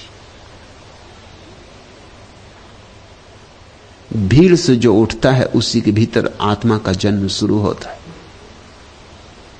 भीड़ में आत्मा पैदा नहीं होती। इसलिए मैं कहता हूं जो हिंदू है वो आत्मवान नहीं, जो मुसलमान है वह आत्मवान नहीं, वो भीड़ का हिस्सा है, भीड़ की राजनीति से दबा है। व्यक्ति बनो, मुक्त हो जाओ कारागृहों से, सारे विशेषण छोड़ दो और तुम पाओगे तुम्हारे भीतर आत्मा जगमगाने लगी, तुम अकेले होने लगे। अकेले होने में कठिनाई तो है ही, लेकिन कठिनाइयों से जो गुजरता है वही निखरता भी है। महिमा धरी महिमा को मैटे, सती का शब्द विचारी। नाना होए जिनी सतगुरु खोज्या, तिन सिर की पोट उतारी। प्यारा वचन है। गोरख कहते हैं महिमा तुम्हारी तभी है जब तुम अपनी महिमा को बिल्कुल मिटा दो। महिमा धरी महिमा को मैटे। तुम्हारे जीवन में महिमा तभी आएगी जब तुम अपने अहंकार को बिल्कुल पहुंच के मिटा दोगे, जब मैं भाव बिल्कुल खो जाएगा। मैं भाव कब खोएगा? जब तू की जरूरत ना रह जाएगी। जब तक तू की जरूरत है मैं भी रहेगा। मैं और तू साथ साथ होते हैं। तुम ये जान के चकित होगे कि मनोवैज्ञानिक कहते हैं कि पहले बच्चे को तू का पता चलता है, फिर मैं का पता चलता है। पहले बच्चा अपने को कैसे देखे, उसे कुछ अपना पता नहीं होता। पहले उसे मां का पता चलता है। देखता है मां कभी करीब आती, दूर जाती, पड़ा पड़ा देखता रहता है झूले में कि जब भूख लगती है रोता हूं तो मां करीब आती, जब निश्चिंत हो जाता हूं मां दूर चली जाती। धीरे धीरे उसे साफ होने लगता है कि मां मुझसे अलग है, मां वह है। जैसे जैसे मां उसे स्पष्ट होने लगती भिन्न, वैसे उसे ये धीरे धीरे छाया की तरह ये भी स्पष्ट होने लगता है कि मैं भी भिन्न। तू का भाव पहले पैदा होता है, फिर मैं का भाव पैदा होता है। और इसी तरह मिटता भी, पहले तू का भाव मिटता है, फिर मैं का भाव मिटता है। जो लोग मैं का भाव पहले मिटाना चाहते उनका कभी नहीं मिटता। इसलिए अहंकार को सीधे मिटाने मत जाओ, तू की निर्भरता छोड़ दो।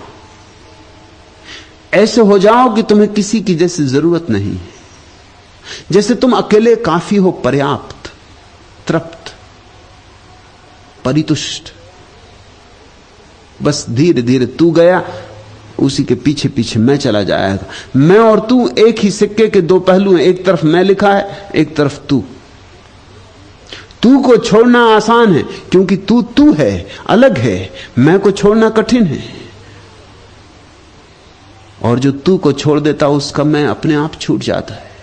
महिमा धरी महिमा को मैटे, और तब तुम्हारे जीवन में महिमा आती। ये अपूर्व वचन है। जिसने अपने अहंकार को, अपने मैं भाव को, मैं ऊंचा हूं, मैं बड़ा हूं, मैं विशिष्ट हूं, मैं खास हूं, मैं असाधारण हूं, अद्वितीय हूं, ऐसी महिमा के भाव को मिटा डाला, पोंछ डाला, उसके भीतर महिमा प्रकट होती, वह अद्वितीय हो जाता है। तुम सिर्फ मानते हो, अद्वितीय हो नहीं, वह निश्चित हो जाता है। गोरख कहते हैं सत्य की इस बात को जरा विचार करना है। नाना होए जिनी सतगुरु खोजा, और जो इस तरह से मैं से शून्य हो जाता, नाना हो जाता है, छोटे बच्चे की तरह सरल हो जाता है, जिसमें भी मैं भाव पैदा नहीं हुआ, सतगुरु से खोजते स्वयं आ जाता है।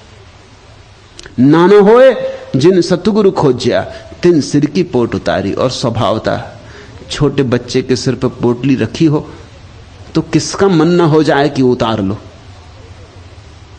तुम जब नन्हे होकर, छोटे होकर, बालक होकर गुरु के सामने मौजूद होते हो तो ही तुम्हारी पोटली उतारी जा सकती है, तो ही तुम पर करुणा की वर्षा हो सकती है। और पोटली उतर जाए, तुम्हारा बोझ उतर जाए, विचारों का, वासनाओं का, कामनाओं का, तो जड़ कट गई। पात पात को सींचवो, बरी बरी को लौन, रहीमन ऐसी बुद्धि को कहो बरोगो कौन। तुमने देखा गांव में स्त्रियां बरी डालती, तो एक एक बरी पर थोड़ी नून डालना पड़ता है, नमक डालना पड़ता है। बरी बनाने की दाल में ही नमक मिलाना पड़ता है। माली बगीचे में पानी सींचता तो एक एक पत्ते पर थोड़ी सींचता है, जड़ में डालता है।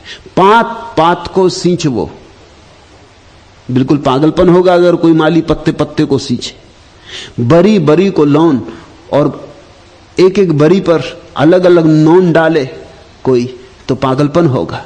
रहीमन ऐसी बुद्धि को कहो बरोगो कौन, इसको तो कोई बुद्धिमानी का लक्षण ना कहेगा। माली जड़ को पानी दे देता है, बरी बनाने वाली स्त्री दाल में ही नमक मिला देती। मूल को पकड़ लो, मूल है अहंकार, तुम्हारी सारी भ्रांतियों का। अहंकार को काट दो।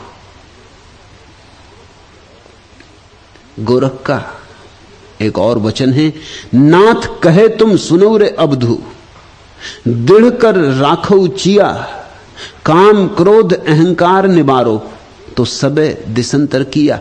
मत जाओ तीर्थ यात्रा पर, कहीं जाने की कोई जरूरत नहीं। सब दिशाएं, सब दिशांतर हो गए, सब तीर्थ हो गए। एक काम कर लो, काम क्रोध अहंकार निबारो। और अहंकार मूल है, और अहंकार में ही फिर सारे पत्ते लगते हैं। काम के, क्रोध के, लोभ के सारे पत्ते फिर अहंकार में लगते। अहंकार मूल है। ये एक बात निबर जाए, ये एक बात विदा हो जाए मैं की, बस जीवन में क्रांति का क्षण आ गया, महाक्रांति घट गई। तुम अंधेरे से प्रकाश में प्रवेश कर गए।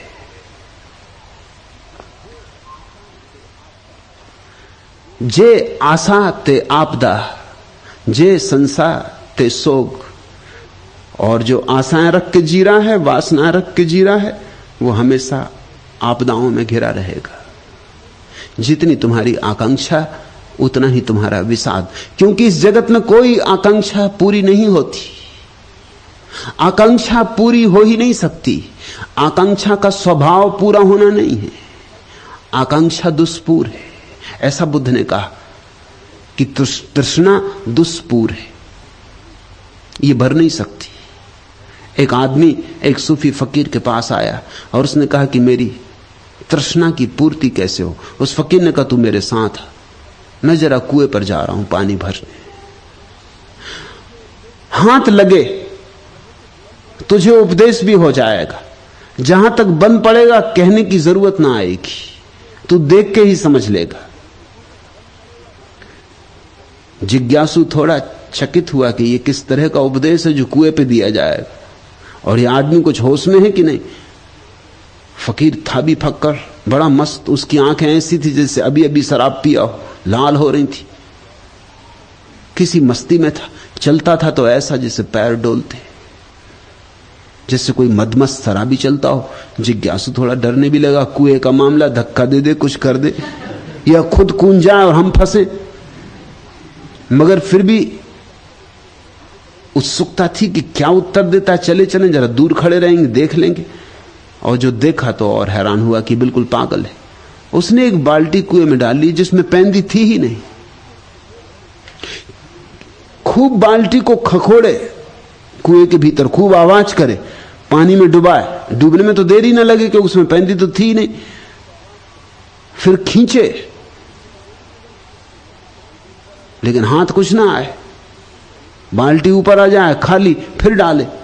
2-3 दफा तो उसने, आदमी ने देखा, उसने कहा भाई तुम होश में हो, हम तुमसे शिक्षा लेने आए थे, ऐसा मालूम पड़ता तुम्हें खुद ही शिक्षा की जरूरत है। तुम ये क्या कर रहे, पागल हो तुम, ये बाल्टी कभी भरेगी। उस फकीर को कुछ समझ में आया, ये बाल्टी मैं तेरे लिए इस कुएं में डाल रहा हूं। तृष्णा की बाल्टी में कोई पैंदी नहीं, तू भरता रहे जिंदगी भर, भरेगी नहीं, कभी किसी की नहीं भरी, पैंदी ही नहीं। मैं भी क्या करूं, तू भी क्या करे। इसलिए विषाद होता है फिर जब बाल्टी तुम इतनी मेहनत से जाओगे, कुएं पे पहुंचे, बामुश्किल तो कुएं पे पहुंच पाए क्योंकि वहां कतार लगी थी, भीड़ भाड़ थी, बामुश्किल तो किसी तरह तुम्हें मौका मिला कि बाल्टी डालो। बाल्टी डाली, भर भी गई, क्योंकि जब तुम नीचे कुएं में झांक के देखोगे तो बाल्टी को भरा पाओगे, पानी में डूबी हुई पाओगे। चित्त उत्फुल्ल हुआ, खींचने लगे, बड़े उत्साह से खींची और हाथ में जब आई खाली के खाली। तुमने कितनी वासनाएं की, कितनी बार लगा कि अब तृप्ति मिली, मगर मिली कभी। कितनी बार लगा कि दूर बाल्टी भरी है कुएं के भीतर, जब तक हाथ में आई खाली हो गई। बार बार ऐसा हुआ, फिर भी तुम जागे नहीं, फिर भी तुम चौंके नहीं। जे आत्मा, जे आशा ते आपदा, जे संसा ते शोक। जो इस तरह आशा में जीता है वो विपत्तियों में पड़ता रहेगा। जे संसाते शोक, और जो संकालु है, जो जीवन में अभी तक श्रद्धा के सूत्र को नहीं पकड़ पाया है, उसके जीवन में दुख ही दुख रहेगा। संदेह कभी भी सुख पैदा नहीं कर सकता, क्योंकि संदेह दुविधा है, डमाडोलपन है, चित्त का खंड खंड होना है। श्रद्धा में चित्त इकट्ठा हो जाता है, एकजुट हो जाता है, अखंड हो जाता है, और अखंड चित्त का ही स्वभाव आनंद है। गुरुमुख बिना न भाजसी, गोरख ये दुनिया बड़ रोग। ये दोहरे किस्म का जो रोग है, आशा का और संशय का, ये हटेगा नहीं जब तक कोई सदगुरु चौंकाए ना, जगाए ना। गुरुमुख बिना न भाजसी, ये भागेगा नहीं। ये तो कोई सदगुरु अपने प्रकाश में तुम्हें आमंत्रित कर ले, अपने आभा मंडल में तुम्हें सम्मिलित कर ले, अपने भीतर तुम्हें देखने का मौका दे दे, और तुम वहां देखो जलता हुआ प्रकाश और आनंद की होती वर्षा और अमृत का स्वाद। तो तुम्हें सब समझ में आ जाए कि ये कैसे घटा। श्रद्धा से घटा। ये कैसे घटा? ये वासना शून्य होने से घटा। जैसा मैंने कहा कि मैं और तू एक ही सिक्के के दो पहलू हैं, वैसे ही वासना और संदेह एक सिक्के के दो पहलू हैं। वैसे ही श्रद्धा और आनंद एक सिक्के के दो पहलू हैं। ये चीजें साथ साथ चलती, मगर कैसे जानोगे कि श्रद्धा और आनंद एक सिक्के के दो पहलू हैं? किसी में घटी हो घटना, उसी के पास बैठ के जान सकोगे।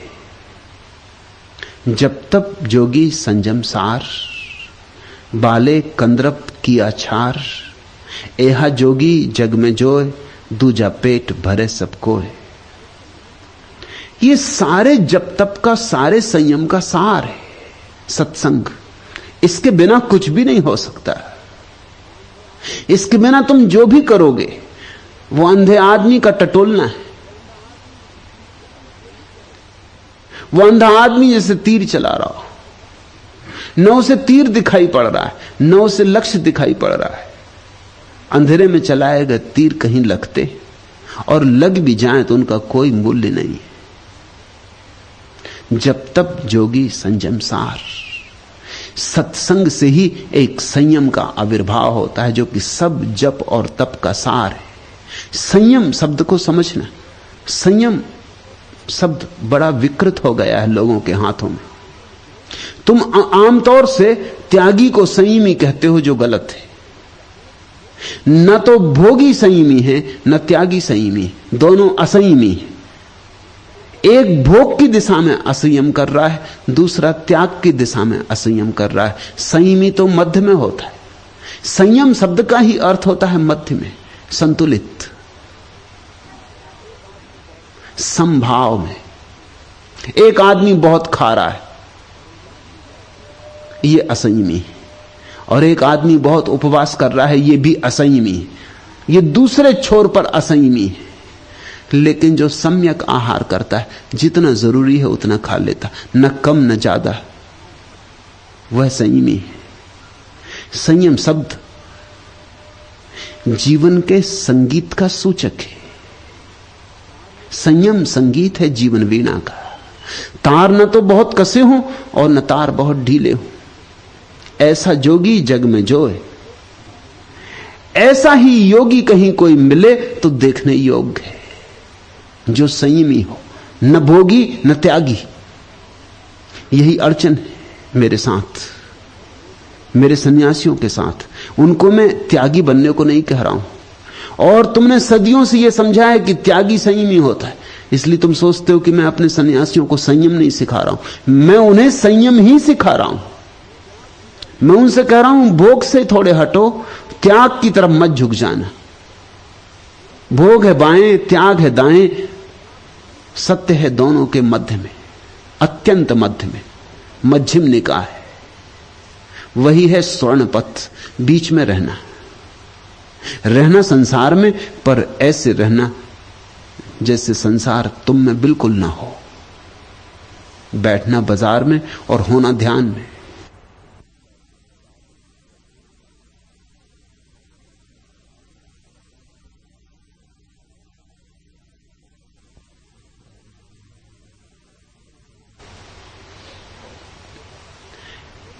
एहा जोगी जग में जो देखना हो कभी देखने योग। अगर जगत में कोई अपूर्व घटना है तो ताजमहल नहीं है, और ना मिस्र के पिरामिड, और न चीन की दीवार है।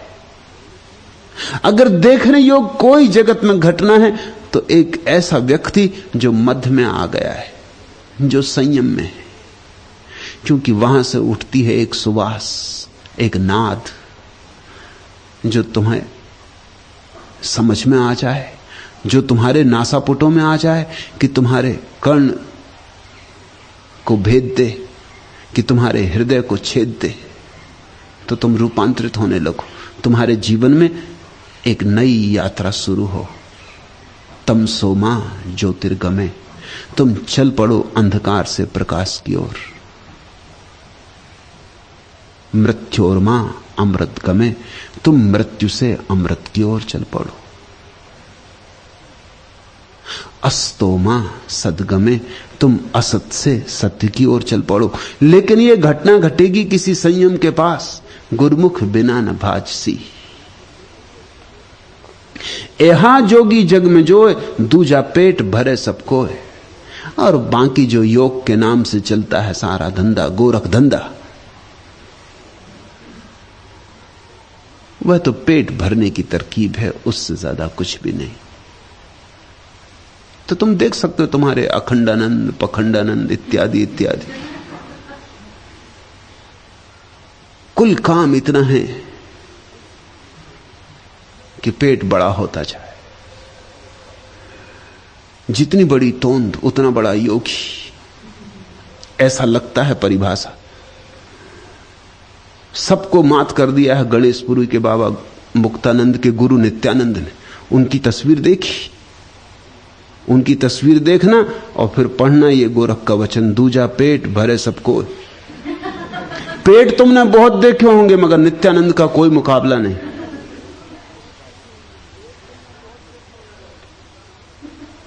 पेट ही पेट है। तस्वीर देखी कि नहीं? नहीं देखी हो तो जरूर देखना।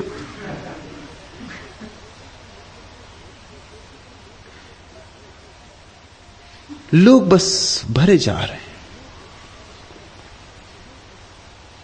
और इनको तुम सन्यासी कहते हो, महात्मा कहते हो। संयम एक संगीत है। संयम एक अपूर्व कला है। जबरदस्ती का नाम संयम नहीं है, सहजता का नाम संयम है।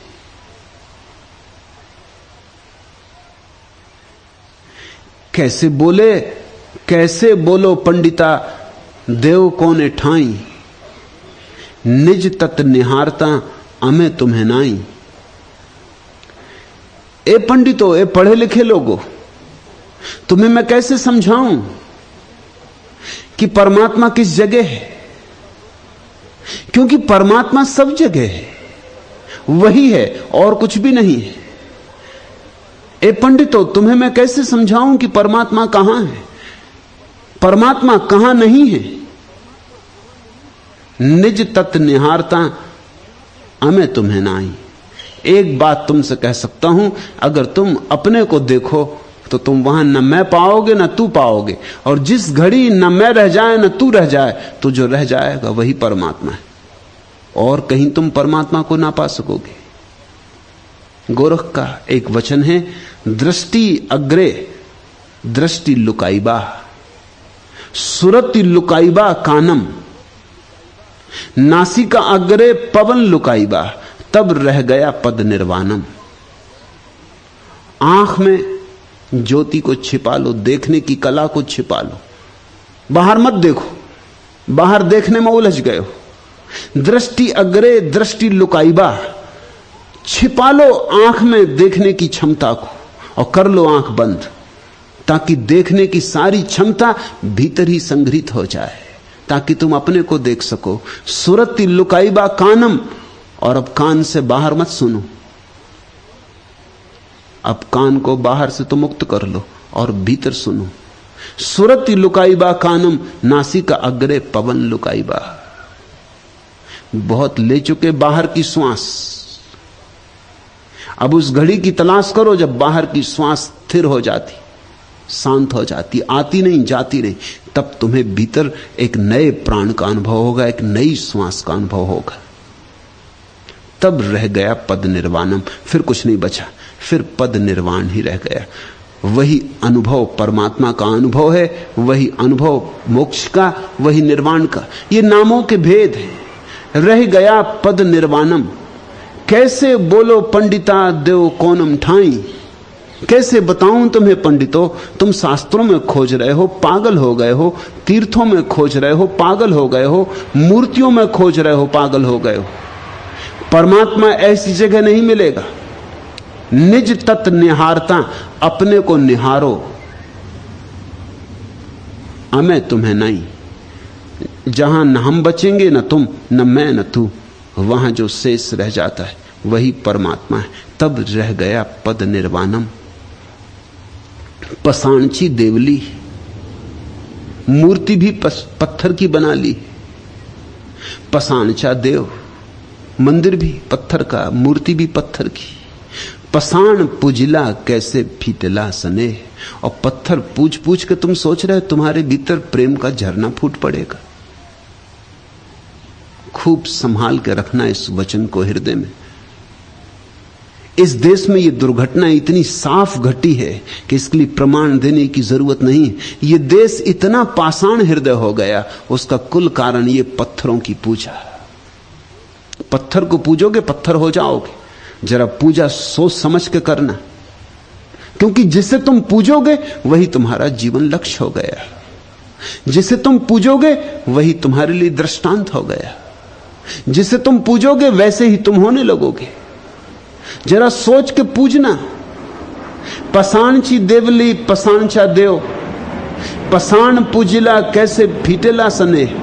और तुम्हारे भीतर कैसे प्रार्थना उठे, कैसे प्रेम जगे, कैसे नेह का दिया पैदा हो। पत्थर तुम्हारा देवता है, पत्थर के तुम्हारे मंदिर हैं, तुम भी पत्थर हो गए हो। पत्थर जिसका भगवान है पत्थर हो जाए।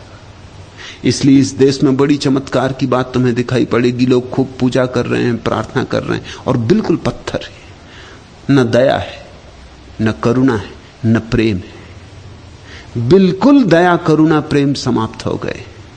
किसी को कुछ लेना देना नहीं है। कोई मर रहा हो, कोई जी रहा हो, किसी को प्रयोजन नहीं है। और लोगों ने खूब सिद्धांत खोज लिए कि अपने अपने कर्मों का फल लोग भोग रहे हैं, हम क्या करें।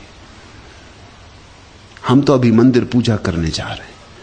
लोग अपने अपने कर्मों का फल भोग रहे हैं। जिसने जैसा किया वैसा भोगेगा, जिसने जैसा बोया वैसा काटेगा। अगर तुम्हारे घर में आग लग गई है तो तुमने कभी लगाई होगी किसी के घर में आग, अब भोगो। कौन बुझाए? तुम भूखे मर रहे हो, मरो। मारा होगा किसी को भूखा पिछले जन्मों में, तब फल भोग रहे हो। ये तरकीबें, ये सिद्धांतों के जाल। और ख्याल रखना, जैसे मकड़ियां जाल फैलाती मक्खियों को पकड़ने के लिए, फिर ऐसा थोड़ी घोषणा करती हैं बैठ के अपने जाल पर कि आओ मक्खियों फंसो, हम तुम्हें खाएंगे। फिर कौन मक्खी फंसेगी? मकड़ी जाल फैला देती है, फिर मक्खियों कहता आओ मक्खियों चाय पियो, नाश्ता करो, कभी कभी आओ, मिलो जुलो, सत्संग हो, दो बातें हो। तब मक्खी फंसेगी। फंस गई कि फंस गई। सिद्धांतों के बड़े मकड़ी जैसे जाल तुम्हारे चारों तरफ फैले हुए, तुम उनमें फंसे तड़फ रहे हो। मकड़ियां तुम्हें चूस रही, यही मकड़ियां तुम्हारे धर्म गुरु बन के बैठ गई हैं, पंडित पुरोहित। ये तुम्हारे लिए जीवन दर्शक हो गए हैं, जीवन दृष्टा हो गए हैं। ये तुम्हें मार्ग चला रहे हैं, ये तुम्हें मार्ग दिखा रहे हैं। जिन्हें कोई मार्ग पता नहीं, जिन्होंने अभी स्वयं, वे आत्मा की बातें कर रहे हैं।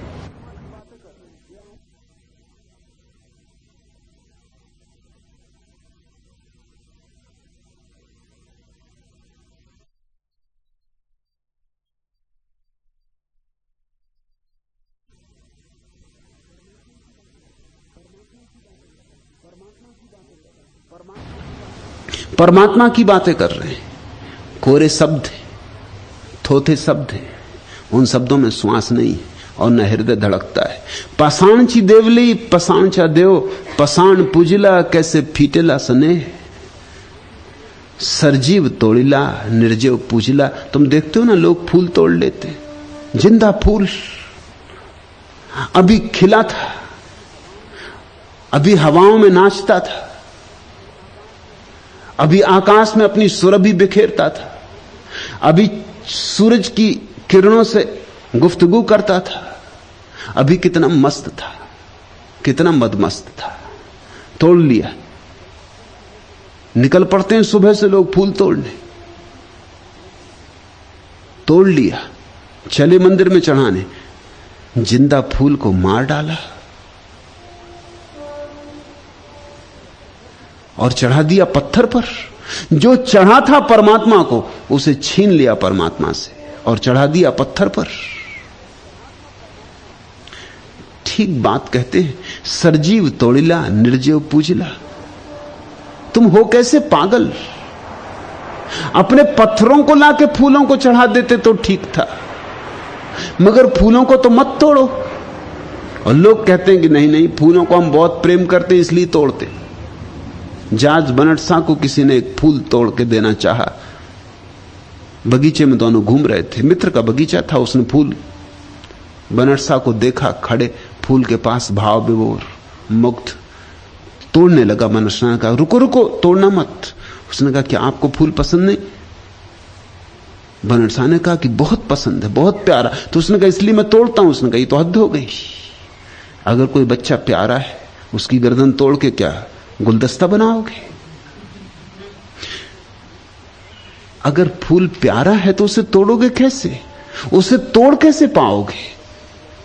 तुम कोई बच्चों की गर्दनें काट के गुलदस्ते तो नहीं सजाते कि रख दिया टेबल पे बच्चे की गर्दन कि हमारा बेटा देखो कितना प्यारा। तो फूल क्यों तोड़ते हो?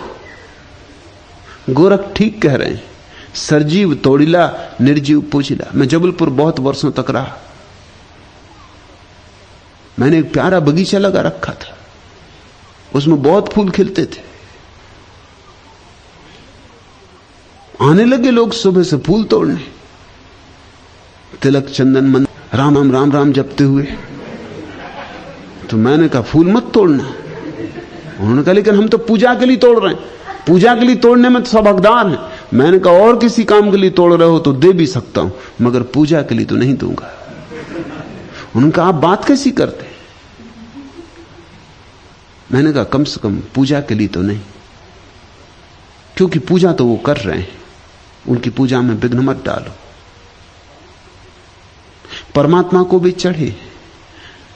हां, तुम्हें किसी स्त्री से प्रेम हो गया हो और एक फूल भेंट करना हो, भले ले जाओ।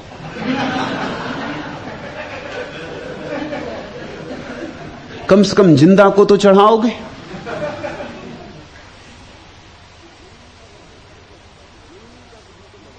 नहीं, उन्होंने कहा कि हम तो भगवती जी के मंदिर में जाते। तुम कोई जिंदा भगवती को चढ़ाओ तो तोड़ सकते हो, मंदिर मंदिर के लिए नहीं।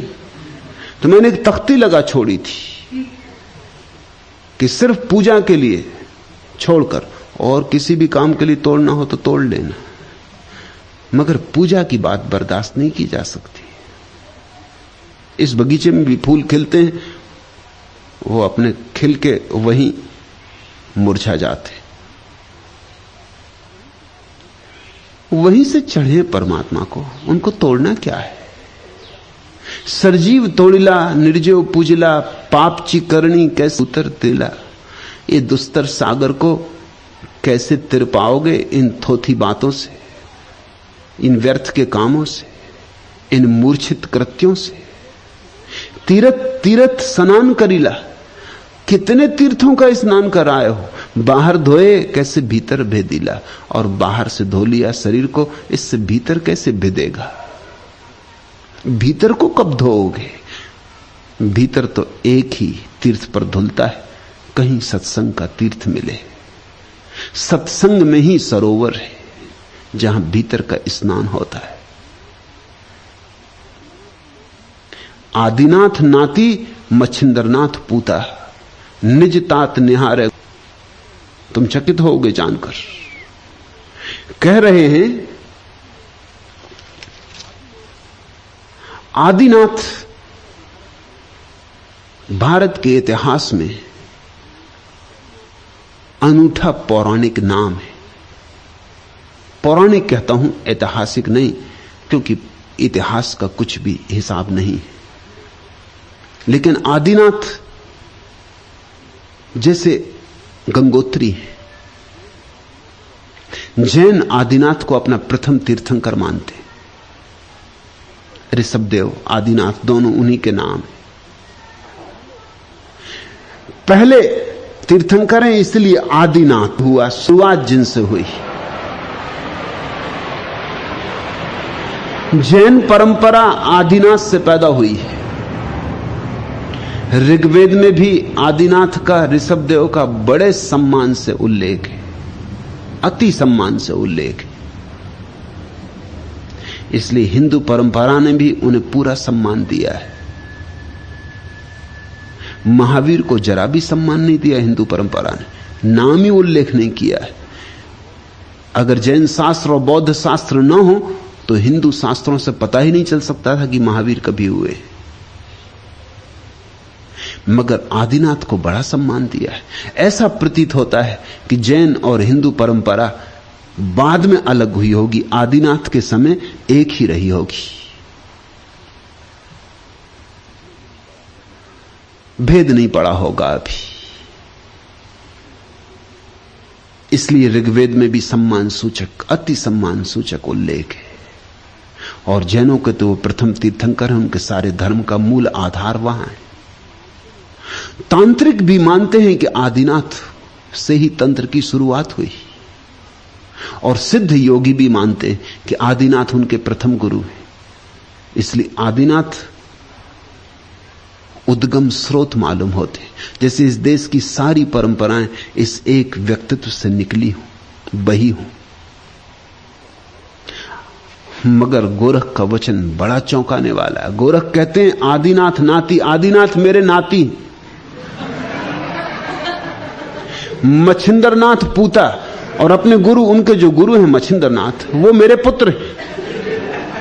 निजतात निहार गोरख अवधूता, अपने बेटे बेटियों को, अपने पुत्रों नातियों को देख के मैं बड़ा प्रसन्न। कबीर के समय तक आते आते इस तरह के वचन उलट बांसी कहे जाने लगे, मगर बड़े प्यारे वचन हैं। जीसस का भी ऐसा वक्तव्य है। जीसस से किसी ने पूछा, तुम किस अधिकार से बोलते हो, ऑन व्हाट अथॉरिटी? और जीसस ने कहा कि किस अधिकार से हुआ, उसके भी पहले मैं हूं। अब्राहम का वही स्थान है यहूदी, ईसाई और इस्लाम परंपराओं में जो आदिनाथ का जैन, हिंदू और बौद्ध परंपरा में। अब्राहम आदि पुरुष हैं यहूदी परंपरा के, उन्हीं से फिर ईसाईयत निकली, उन्हीं से फिर इस्लाम निकला। मगर जीसस का वक्तव्य बड़ा अद्भुत है। जीसस कहते हैं किस अधिकार से? मैं अब्राहम के पहले हूं। पूछने वाले ने कहा, तुम चौंकाते हो, तुम होश की बात कर रहे हो, अब्राहम को हुए हजारों साल हो गए। जीसस ने कहा, वो मुझे मालूम, लेकिन मैं उनसे पहले हूं। क्या मतलब होगा जीसस का? जीसस ये कह रहे हैं कि वो जो हमारे प्राणों का प्राण है, वो जब कुछ भी नहीं हुआ था तब से, जब अस्तित्व भी शुरू नहीं हुआ था, जब अस्तित्व का सूर्योदय नहीं हुआ था तब से है। और जब भी कोई उसे जान लेता है तो शेष सब बातें पीछे हैं। जिसने अपने स्वरूप को जान लिया, उसने परमात्मा को जान लिया, उसने मूल को जान लिया अस्तित्व के। और मूल तो निश्चित ही सबसे आगे।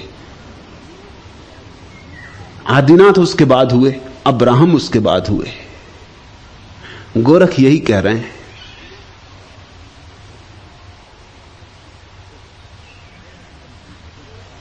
एक प्यारा मजाक। गोरख यही कह रहे हैं कि जब से मैंने अपने को जाना है, तब से मैंने ये जाना कि और सब मेरे पीछे हुआ है। ख्याल रखना, मेरे का मतलब गोरख नहीं है। मेरे का मतलब वही है जो कृष्ण का मतलब है गीता में, सर्वधर्मान परित्यज माम एकम शरणम ब्रज। छोड़ सब धर्म इत्यादि अर्जुन और मेरी शरणा।